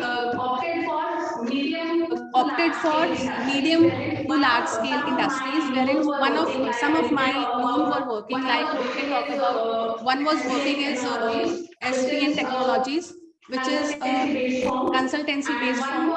and one was working into this Deloitte, one was working into EY, one was into a startup. Supply. So all these companies, I've met different sizes. Yes, ma'am, different right. sizes. Plus, the way they implement HRIS and analytics part is altogether different. Yes, ma'am. That's why I mentioned centralized into the results that they are into an growing stage. They are implementing HR analytics into a sophisticated manner, starting from is already using it. Ma'am, Deloitte is and the using small, it. Yes, small ma'am. scale sector which you're highlighting is not at all using it. So how you can generalize? See, there's a principle which we always talk about, that your sample should be true representative of the population, right? Yes, so I just want to know how you have selected the sample, how it can justify that. Size? Ma'am, 7, 8. How many did you interview? 7, 8 people. So, there must be some support to back it up, that why you are choosing 7 or 8 people only, and how that those people, 7, 8 particularly, would basically giving me sufficient support to your findings. So those who are actually we can who can give generalizability to findings, that whatever they are saying is actually very further action, because we require that research, right? Ma'am, basically the thing is, I have mentioned in the results that some extent from one company to another it varies. Obviously, it will vary as the size is not the same. So some companies were into the field stage and some have totally applied it. Like we talk about Deloitte, it is a large scale company, so it has already applied, and others are into the stage of applying. But as we are talking about what is going to happen in the future. So for some variables, they have applied it totally. For example, they have applied it for workforce planning. They have applied it for job satisfaction level. They have applied it for, future of the employees, how they're performing, and based upon their performance, how likely they are going to resign from the companies. So for some variables, they have applied, small size organizations also, and for other variables, they are into a stage of applying it totally into their organization. So this was the common thing that I have found out, that all the companies were using predictive analysis.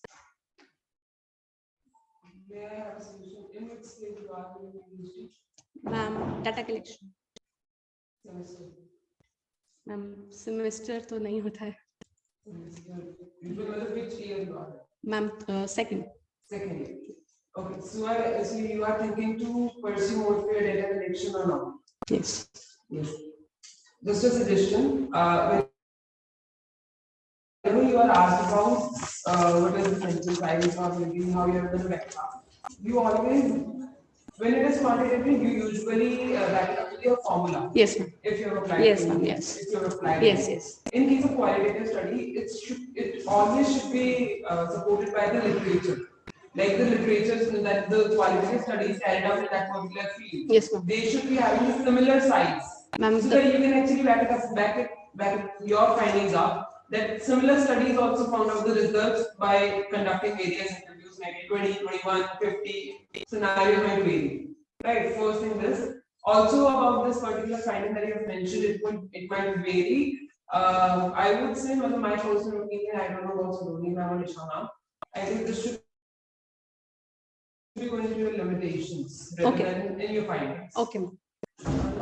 Because too small, that can be considered as a so that becomes a limitation that we cannot carry out the generalization. Ma'am, in the literature review which we have done, in one of 2-3 papers, the sample size was 4 or 5 only. So what's the gap you identified out of the literature? Ma'am, or how your studies going to add on to the current level of knowledge? Ma'am, the current level of knowledge, the managerial implication for the study is that the companies can focus more on employee turnover management, and they can understand the elements underlying the voluntary employee turnover, and they should set up a team with different skills and capabilities to work in the field of human resource analytics. This would be the managerial implication of our research.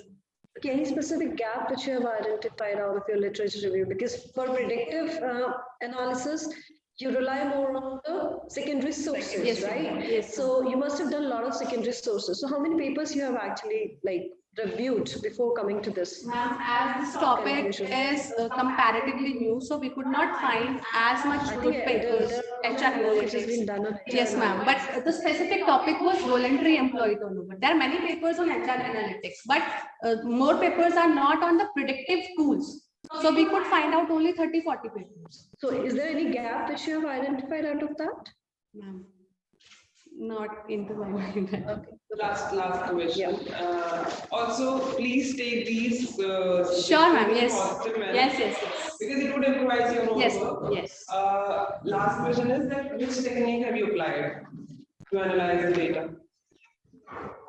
I think, ma'am, want to ask me the interviews you have taken from the different company, how you analyze that data, some software or some. Ma'am, usually like, okay, you answer first, then I. Ma'am, basically that interviews were telephonic, which were recorded, then we transcripted that into the MS Word, and based upon the statements made by them, we have analyzed that and came to the results. Okay.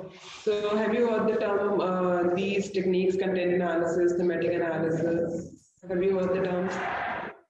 Okay. So whenever we talk about qualitative analysis, there are these terms. When we talk about content analysis, thematic analysis, just explore it a little bit. Sure. Usually these analyses are for qualitative studies only. So thematic analysis basically might carry out the themes, major themes, people might talking about. You can use the software like NVivo. You can use. Then we have other software as well to analyze the qualitative studies only. Ma'am, this was the basic one. We would be, from this we would be coming to something. Collecting Yes, data, ma'am. but Yes. what about to actually after collecting you do the data analysis? Yes, right? ma'am. To analyze Yes. the entire. So it would help you out to narrow down the findings, Sure. which will actually be coming out of your interviews only. Okay. Because qualitative Suggestions studies to make this paper more chances of getting publication actually. Because the topic is really good and the linkage is also good. Like we are linking, but you need to turnover, which is actually Sure. the problem for the organization. So if we can add up those suggestions given by madam, you just need to I think the paper will be published in very rapid. Thank you, ma'am. This would help me from one paper, moving from one to the another one with your suggestions. Thank you, ma'am. Okay, thank you.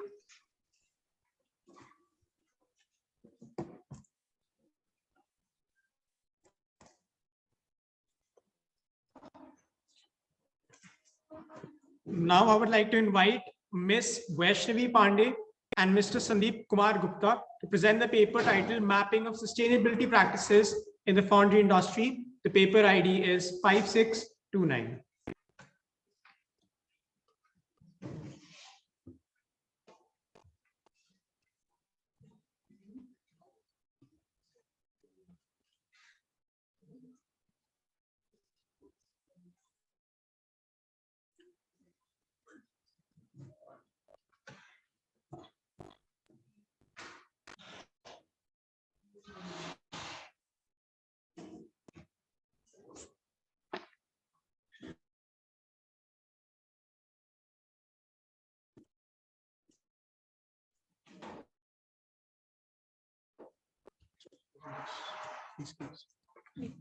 Good evening, everyone.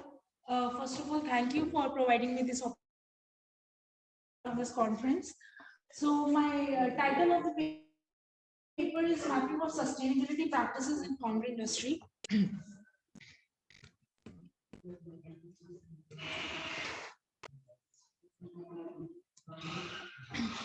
So the foundry sector plays a crucial part in all the developing and emerging economies throughout the world.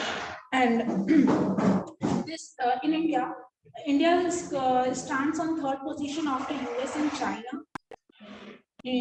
After US and China in terms of foundry products or metal casting products.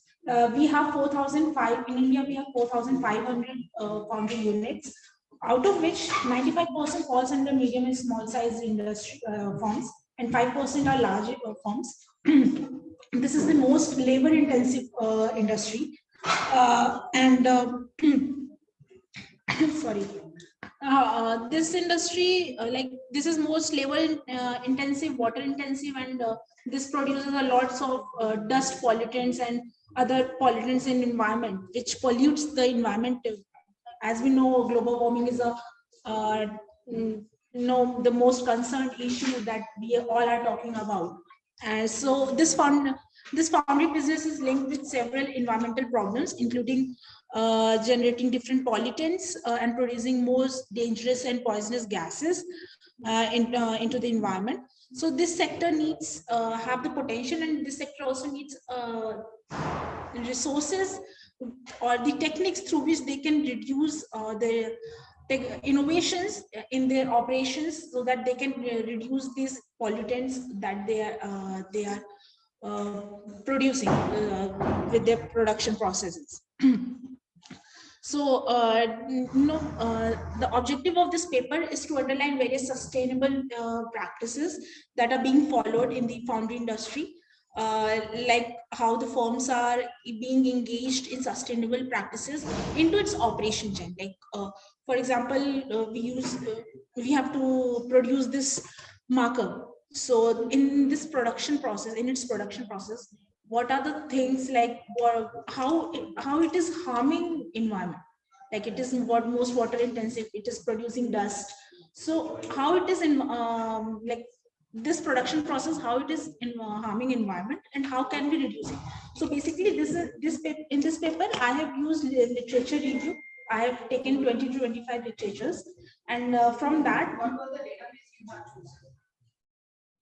Selecting those papers, you have Ma'am, actually, I have been through searching the articles from Google Scholars. So there are some keywords like sustainable practices. So you have limited your search to Google Scholars. Yes, ma'am. So, and after that, I have manually like written down all the practices. Like, okay, what was the time frame of the research articles and papers? Approx 1 month. No. I'm asking from when to when the research years, research papers. Yes. Last 5 years, last 10 years. This is starting from 2010. 2020. Okay, 2010 to 2020. Till date? 2020. Okay. Because recently data are not available. Sorry? Recent data are not available. Recent data are not available. Didn't you find any research paper related to this particular sector or the topic? Ma'am, papers are available, but till 20. Because like I already said, that this industry is mostly 95% is medium and small size industry. Okay. So they are not updated, or they are not up to the mark, like in comparison to the large industries. We can say that till 2010 to 2020, for a decade, you have analyzed the case.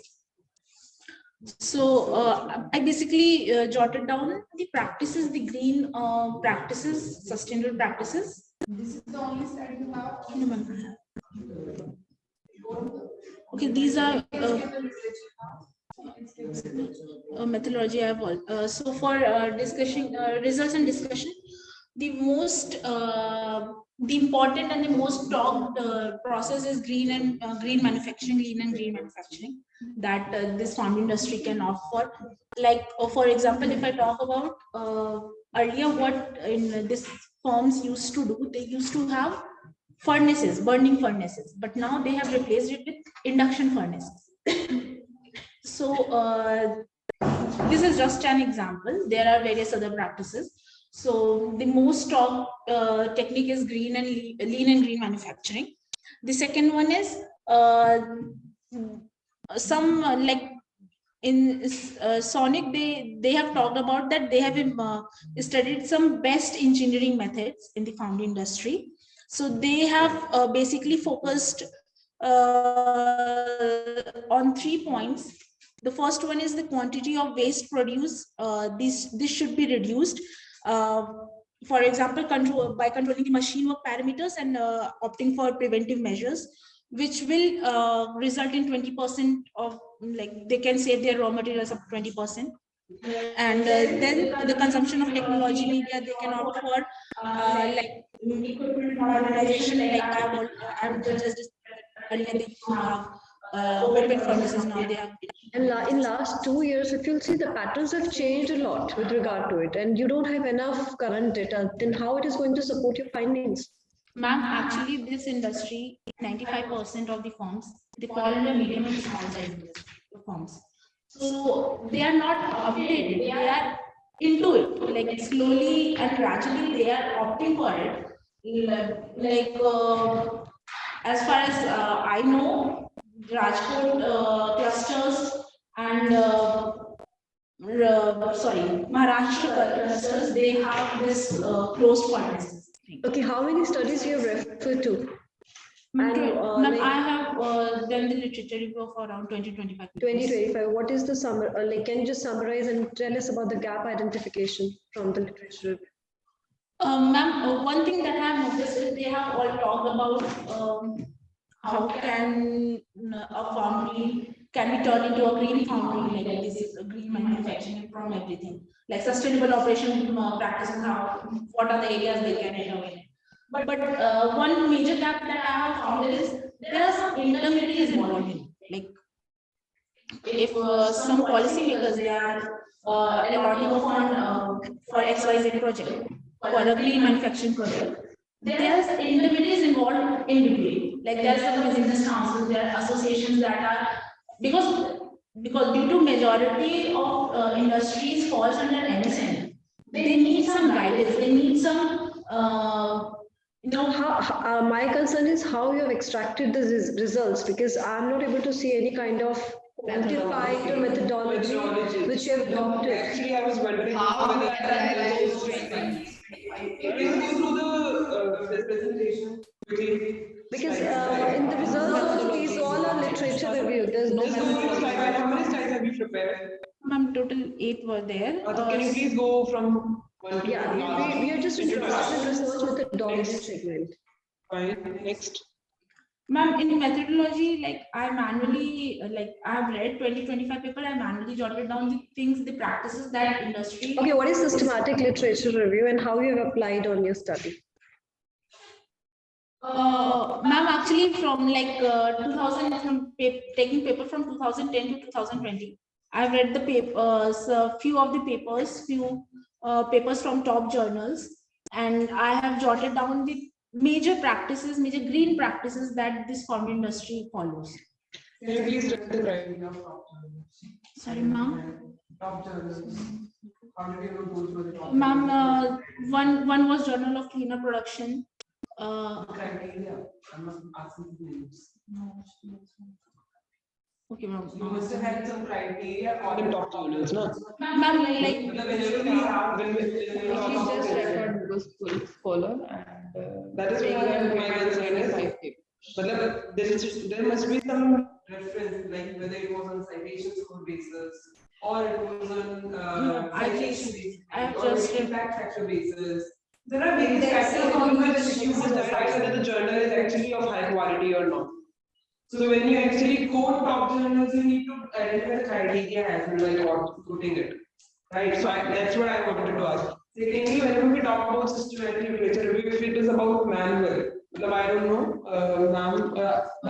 you have to have a class. You can go for bibliometric, some other. You have to apply schools, otherwise I because manually, whenever we are talking about systematic literature review, the first and foremost thing, like you have only 20-25 papers, that is not enough for systematic literature review. Exactly. We must have in hundreds, we must have in hundreds or in thousands, and that is why we are adopting bibliometric and other tools so that we can analyze the data.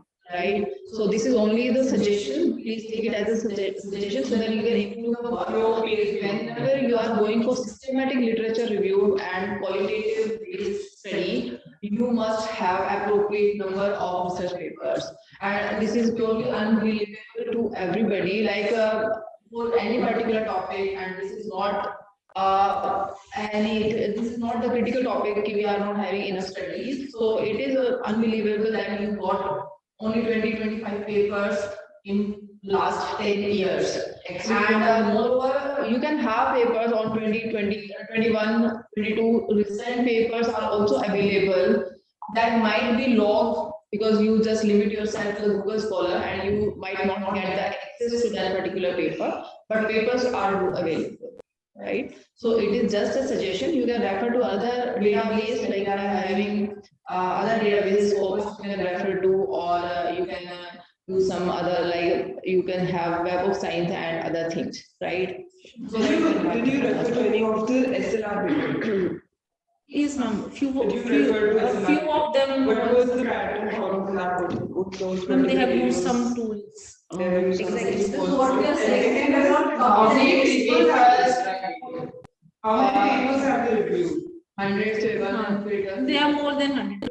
Actually, this is at the initial stage. I'm still working on it. It's a good exposure. That's why it's only the suggestion so that you can improve. You can improvise your work, I will right? work it. But there should be continuing publication, otherwise it would have might get this directions or something without any reason.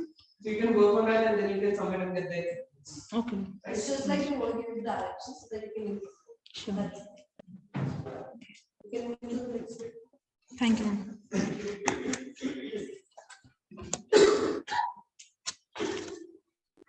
Now I would request Mr. Naval Lavande, Ms. Namrata Singh, and Mr. Rahul Daigode to present the paper titled A Study on Green HRM Practices and its Relationship with Organizational Commitment for Service Sector Employees. The paper ID is 6451.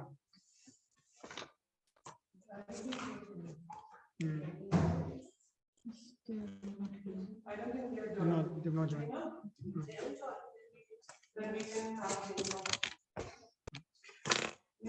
Moving on, I would like to invite Ms. Renuka Kapoor and Mr. Vishal Kamra to present the paper titled Impact of Emotional Labor on Job Performance at Workplace, a literature review-based study. The paper ID is 6403.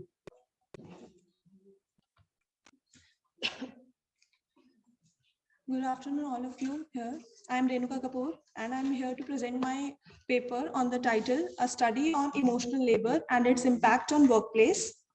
Introducing my topic, the phrase emotional labor was first used by Adele Rochelle Hochschild in her book, The Managed Heart, Commercialization of Human Beings, published in 1983. She described emotional labor as a control of emotional expressions such that it can be seen by workers in their movement or facial expressions. Basically, emotional labor is managing emotions and expressions to fulfill the emotional requirement of the job. Prominently, emotional labor fall on the frontline workers who directly deal with the customers, clients, or other users of an organization's services. In the workplace, workers must evoke certain feelings like happiness and suppress other feelings like anger or grief while dealing with clients. The objective of my study is to discover and access the scientific literature on emotional labor by conducting a bibliometric analysis to identify the most important subjects, authors, sources, most cited publications, and nations. Another goal is to identify the impact of emotional labor in the workplace, as well as the conceptual, intellectual, and social structure of the relevant literature. The research question of my studies are that whose authors and journals are at the forefront of the literature on emotional labor and which articles are the most cited, which nations contribute the most to the scientific output, and which terms are being most used in the literature about emotional labor, and what are the conceptual, intellectual, and social frameworks as well as the knowledge base for the influence that emotional labor has in the workplace. Also, what are the bibliometric graphs, maps, and tables for the data? The methodology which I used is that articles that were indexed in the main collection of Scopus were analyzed for the period extending from 2013 to 2022, and the search field contained keywords like emotional labor. Without any filtering of these items, I got initial search return of 3,172 documents, and only final articles on business and management subject published in English language was chosen for the next step. Then, in order to filter out publications relating to conference proceedings and unpublished data, our investigation is limited to only journal articles. A total of 510 articles were collected, defining based on inclusion and exclusion criteria. Then the Bibliometrics R package software, an open source tool, was used for analysis. For the data analysis, we provide the Scopus export CSV file. The results which I got after bibliometric analysis is that the duration of The papers were 2013 to 2022. I got 212 sources and total 510 documents are being analyzed. The growth rate of this topic is 2.91% and the document's average age is 4.09. Average citation per document is 17.36 and total references 29,980 are being used. And keyword plus being used are 310 and authors keywords are 1338. And total 1052 authors wrote on this topic and single author documents are 89 and co-authors per documents at 2.56 and international co-authorship percentage is 25.49. And as I said, total 510 documents are being analyzed. Then I did keyword analysis on the same software and I got the 50 top keywords and the most significant terms are emotional labor, surface acting, deep acting and job satisfaction. And the least used keywords are abusive supervision, aesthetic labor and effective commitments. Then this graph shows the cumulative occurrence of the top 10 keywords in the last 10 years. It also depicts that there is a substantial growth in the literature using keywords, emotional labor, surface acting, deep acting, job satisfaction, and emotional exhaustion. Then I did 3-factor analysis. This basically shows the relationship between keywords, authors, and countries. The three-factor analysis identifies the top authors linked to our study and the most often keywords in publication and affiliated nations. Then this shows that her, WM, and Gabriel are the 2 top authors belonging to Korea and USA respectively. And they favor using sub-areas that have a close relationship with emotional labor, such as job stress, emotional exhaustion, emotional regulation, burnout, surface acting, deep acting, job performance. These keywords are being used by these top authors. And in India, Gayami is a top author who has worked on keywords like job satisfaction and burnout. And then this is a co-occurrence network of authors keyword. In this, the cluster is being formed, the keywords which are used collectively. And the authors keyword used to form cluster, which shows a high association between each term in the cluster. Similar colored keywords are typically grouped together since they are closely linked.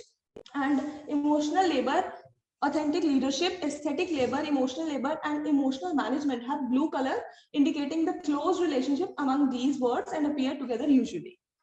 And leadership, customer relationship, well-being, customer satisfaction, these belongs to some same cluster and marked as red. In the conclusion, what I found after bibliometric analysis, it was found between 2013 to 2022, the documents were collected from 212 distinct sources with an average of 17.36 citations per document. The annual growth rate is 2.93, which is good to further explore this topic. There have been 152 authors who have been added to the body of knowledge in the field of study.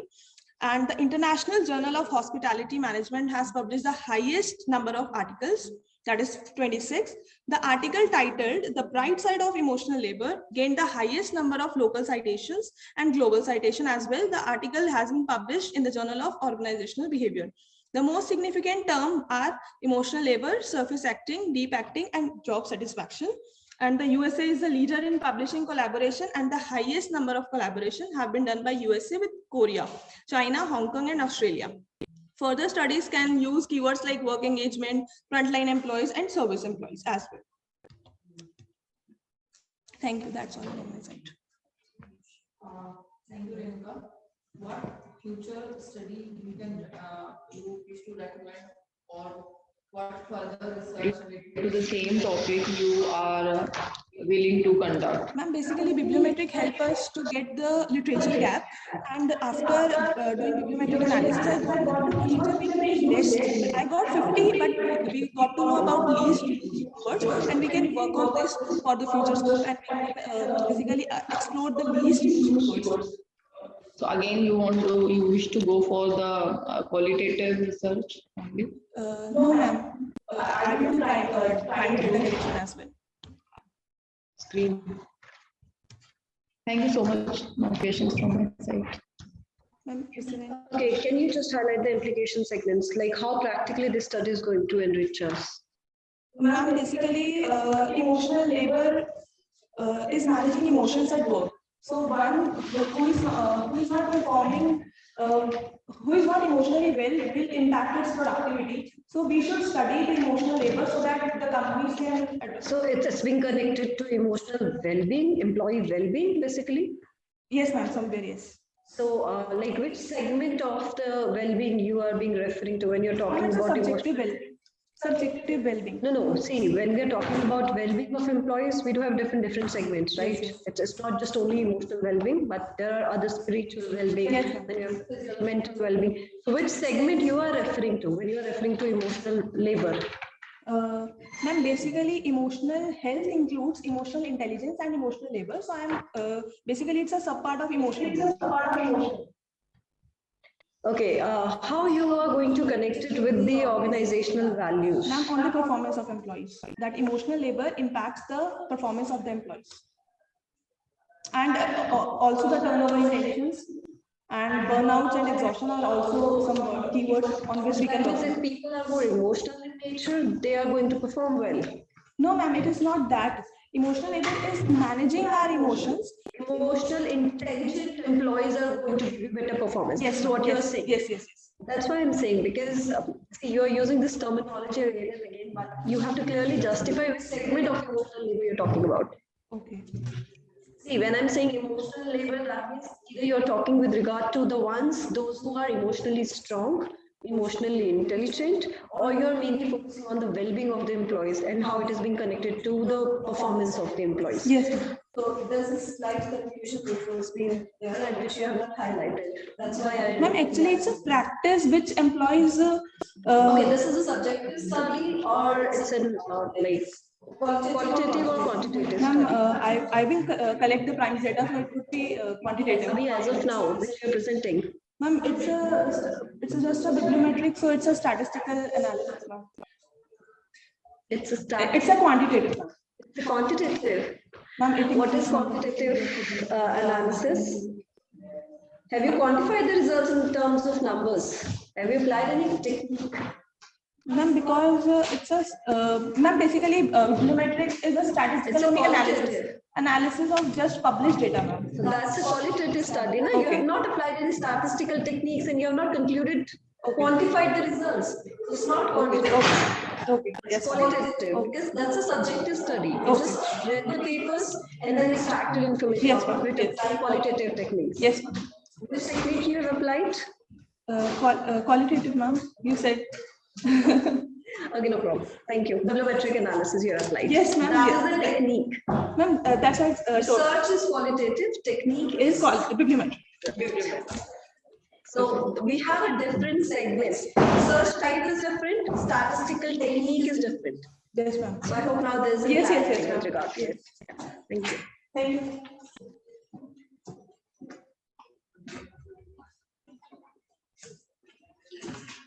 Now I would like to invite Ms. Megha Gupta and Ms. Manita Matharu to present the paper title, Nutritional Quality and Claims of Organic Foods, a Systematic Review. The paper ID is 9369.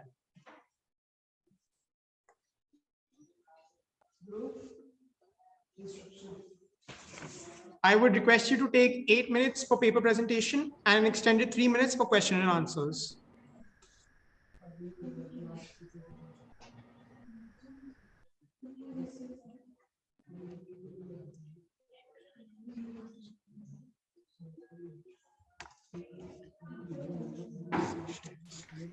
Ma'am, am I audible?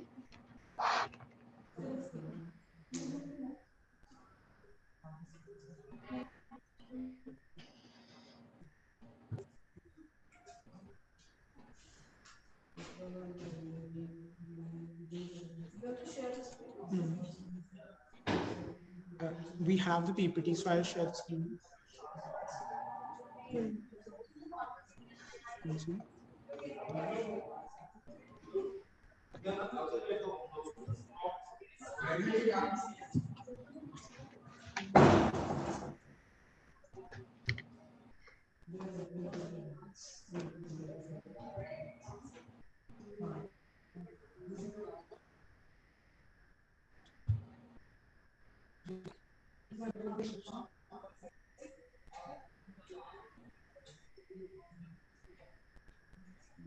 Can I share my screen? Let her share the screen.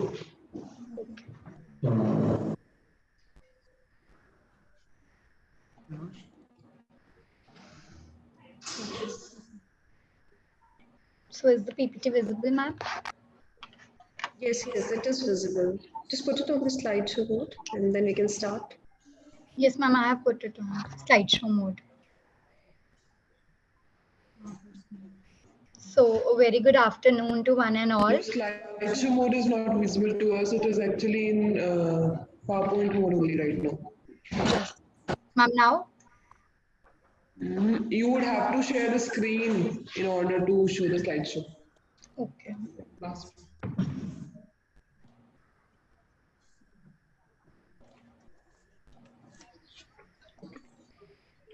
Ma'am, now is it?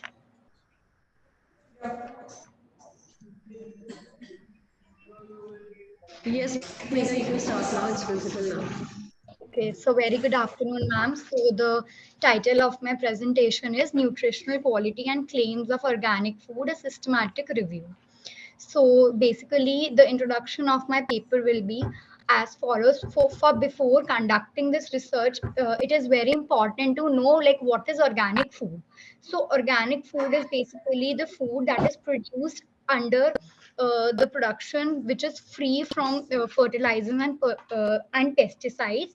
And organic food can also be defined as a product from a farming system which avoids the use of the synthetic fertilizers and pesticides. So the environmental sustainability in consumer behavior for organic food has become very crucial in the topic of consumer market nowadays. Even the research due to the increasing number of the global ecological issues such as contamination, increase in the earth's average temperature, environmental change, and the natural consumption corruption. Organic food consumption has become the trend of the time owing to the multiple health benefits that it offers. The purpose of this study is to better understand the consumer perception about purchasing the organic food items. So the goal of the research is like analyze to know like why consumers are basically buying the organic food and the owing to the multiple health benefit. And as we all know, the organic food industry is growing at a very fast pace after the pandemic. Therefore it has a future scope also. So like after reading the different literature review, it was found that majority 81% of the consumers read the food labels while they purchase the organic food or different kind of products. And there is a strong correlation between the attitude about the organic food and the desire to purchase the organic food. Several studies has also discovered that the customers who are purchasing organic food are satisfied while using that products due to the different reasons. So there are multiple factors and the variables that a customer like identify while he or she is purchasing the organic food, which I have listed further. The major like objective of my paper is to identify different factors and the variables that a customers undergo while purchasing the organic food. So these are the factors like I have listed out after reading the literature review. First is the functional quality. Like if the consumers are buying organic food, the first and the foremost important aspect is the quality that the organic food is getting. So it includes the availability and the quality issues. Then comes the health benefits. The market for organic food is driven by the consumer's desire for the better health, who generally regard organic food as being healthier than the conventional food products. Then comes the green trust. In environmental marketing, green trust is very crucial. Consumers' inclination to buy and rely on environmentally friendly items is known as the green trust, and it is determined by the product effectiveness, dependability, credibility, and other prior traits. Then comes the environmental consciousness. Nowadays, we know that consumers are becoming more environmental conscious, and there are many environmental challenges such as pollution, soil erosion and etc. Therefore, people Megha, are, yes, can ma'am. you please go to your objectives and then just start with research methodology and the findings and Yes. analysis and findings? Thank you. So the research, after like reading the literature review, the research gap that I found was that majority of the study is on the statistical part, but very few studies are found to cover the organic food brands in India, which create a wide gap, and and the factors are also not listed in a proper way, and the products are still struggling to get an image in and getting the position in the market. So the present study endeavors to the highlighting the factors. So the research objectives are to understand and explain the meaning and the importance of organic food, to classify the most preferred food choices among the Indian consumers, to identify and explain the factors and determine the consumer purchase intention, and to suggest various strategies and techniques that can be applied to the organic food brand industry. So, coming to the conclusion, organic food provides a variety of advantages and nutritional value for human health. Some studies shows that organic food have more beneficial nutrients such as antioxidants than their conventionally grown counterparts. In addition, people with allergies to food chemicals or the preservatives often find their symptom lessens or go away when they eat only organic foods. In addition, organic produce contains fewer pesticides. Pesticides are the chemicals such as herbicides, insecticides. Organic food is usually fresher because it does not contain any preservatives that make it last longer. So the managerial implications of the study would be that it will guide the companies dealing with the organic food. The study suggests the companies can craft marketing strategies to increase the consumer awareness of the benefits of the organic food consumption. Providing additional information about the benefits of the organic food products may help to convince the consumer to make the purchase. This study will also be helpful to the retailers to segment the consumer based on the demographics. The study will also. Thank you, ma'am.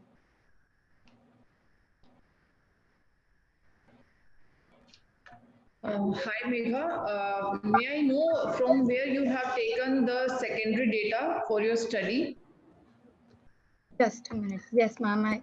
I have like taken the data from various literature reviews and the journals like British Food Journal, Cleaner Production, and different sustainability journals. Have you decided to get attached to these particular journals? What was the reason to just choose these journals only? 2-3 names you have mentioned. Ma'am, because like when I was like the topic is nutritional quality and claims, but there is very less research that has been done on the nutritional quality part. But the organic food, the consumer behavior of the people of buying organic food is full on listed on these journal. Whenever I search on the Google Scholar about the topic, these were the journals that were on the top. That's why I have taken these journals. And how many papers you have referred?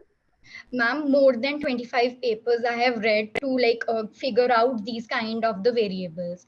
Like all the papers are categorized into, some of the papers are talking about the motivators and the barriers. Some are talking about only the barriers. So like by adding all the variables together, I have like listed these 6-7 variables for my study. Megha, can you please switch on the PPT? Because I couldn't see the analysis part in your PPT. Ma'am, I have just added the conclusion, not the analysis part. There must be the slide now. We asked you to skip the part maybe for discussion. Okay, just a minute, ma'am.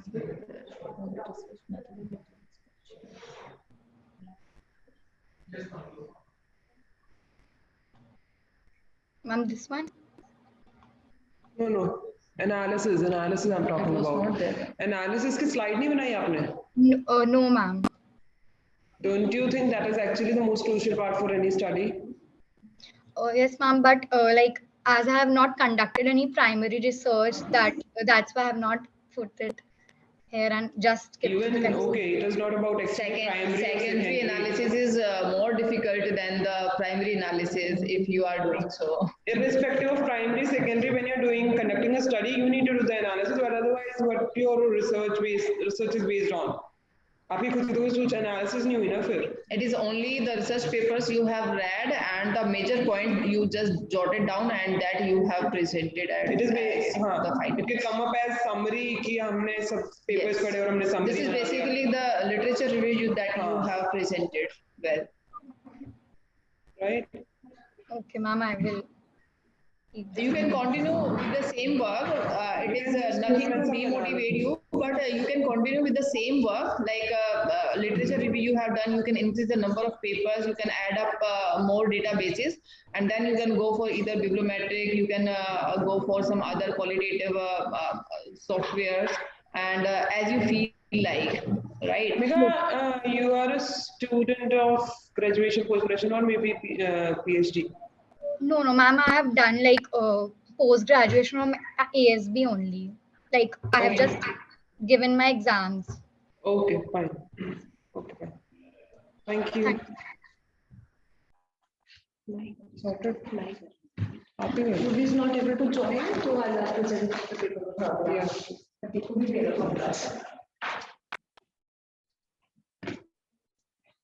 Now I would like Miss Urvi and Miss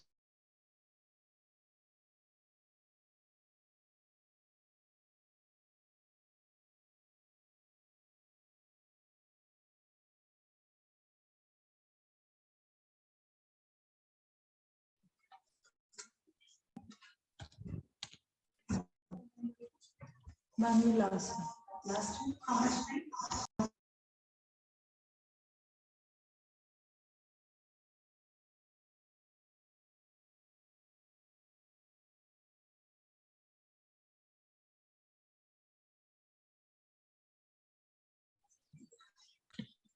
Okay, so I'll be presenting this paper on behalf of Purvi. So let me just give you a glimpse of what this paper is all about. So basically this paper talks about the relationship between these two variables, workplace spirituality and employee retention. So spirituality is something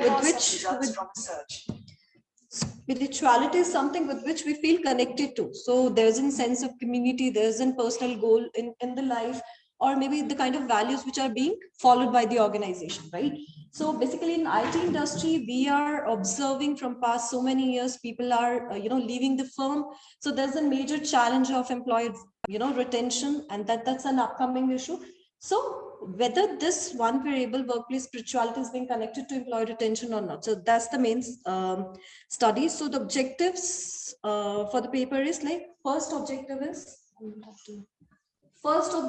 is to check the level of workplace spirituality in the IT sector, and then to study the employee retention levels in IT industry. Then, obviously analyzing the relationship between these two variables. And finally, to analyze the impact of workplace spirituality on the employee retention.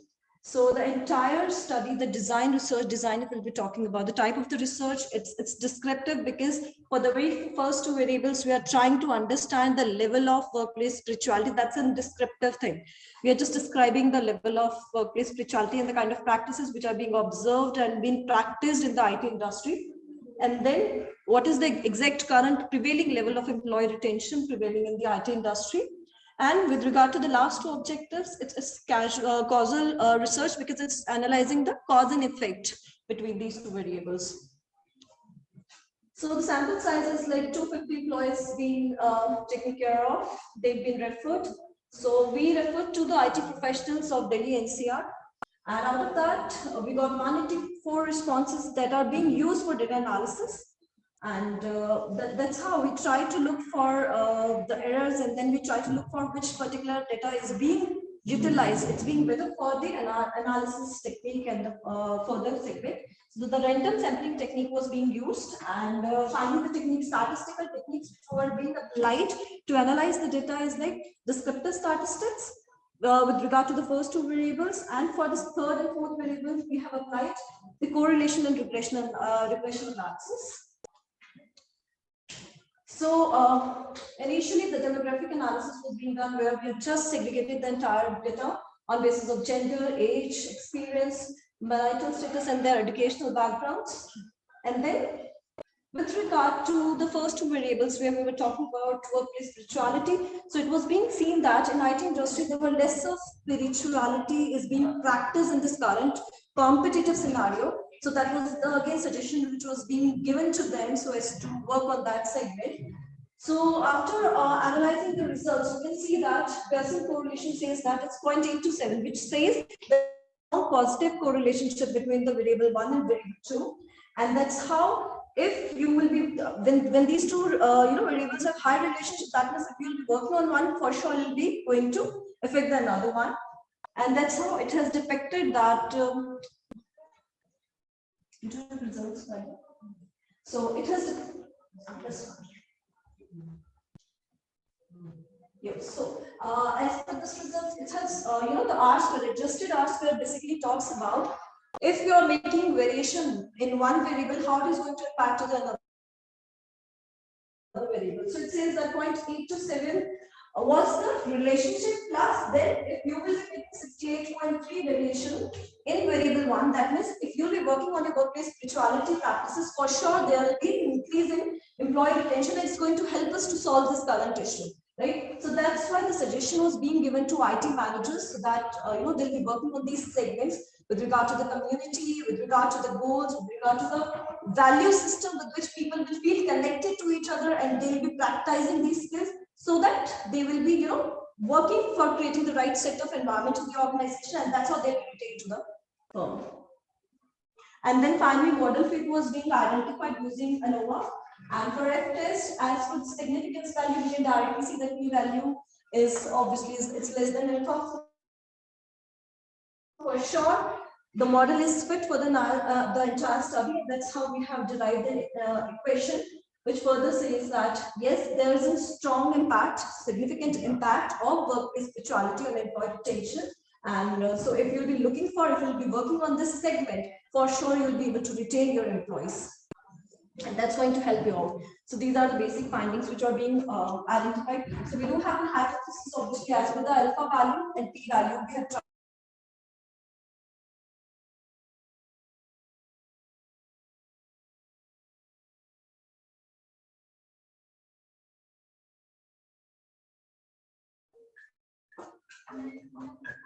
And the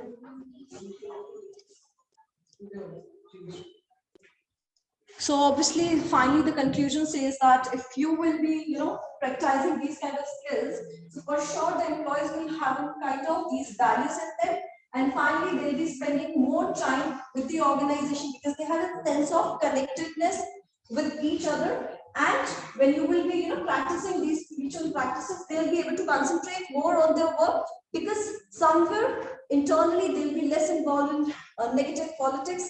And they'll be more working towards the upliftment of each other because values are being recognized when you're practicing these kind of practices in the organization. And that's how the workplace spirituality has a favorable impact and strong positive impact on the employee retention.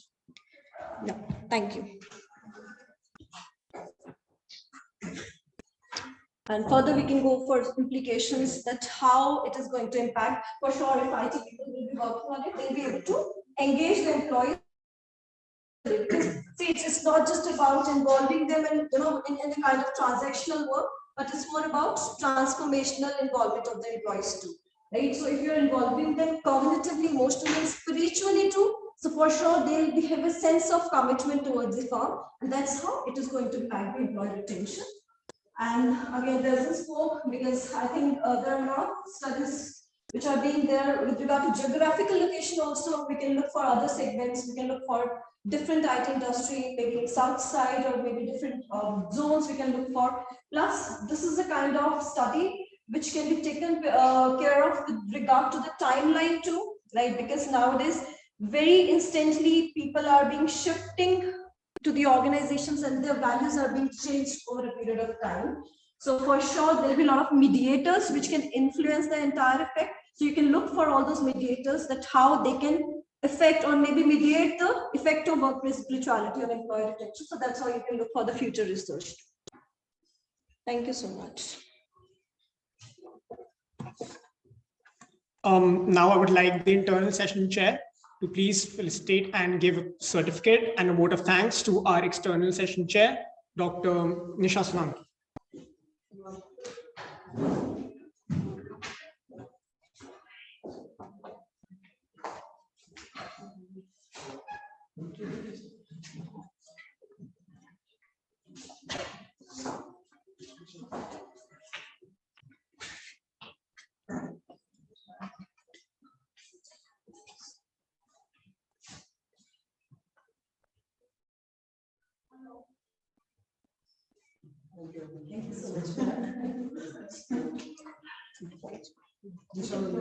Now I would like the external session chair, Dr. Nisha Solanki, to distribute the certificates to the participants.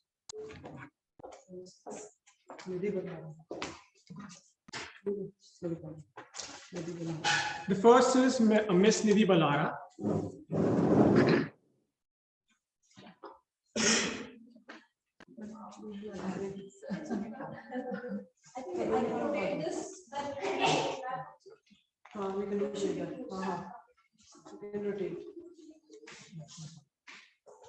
I would like to call Ms. Vaishnavi Pandey.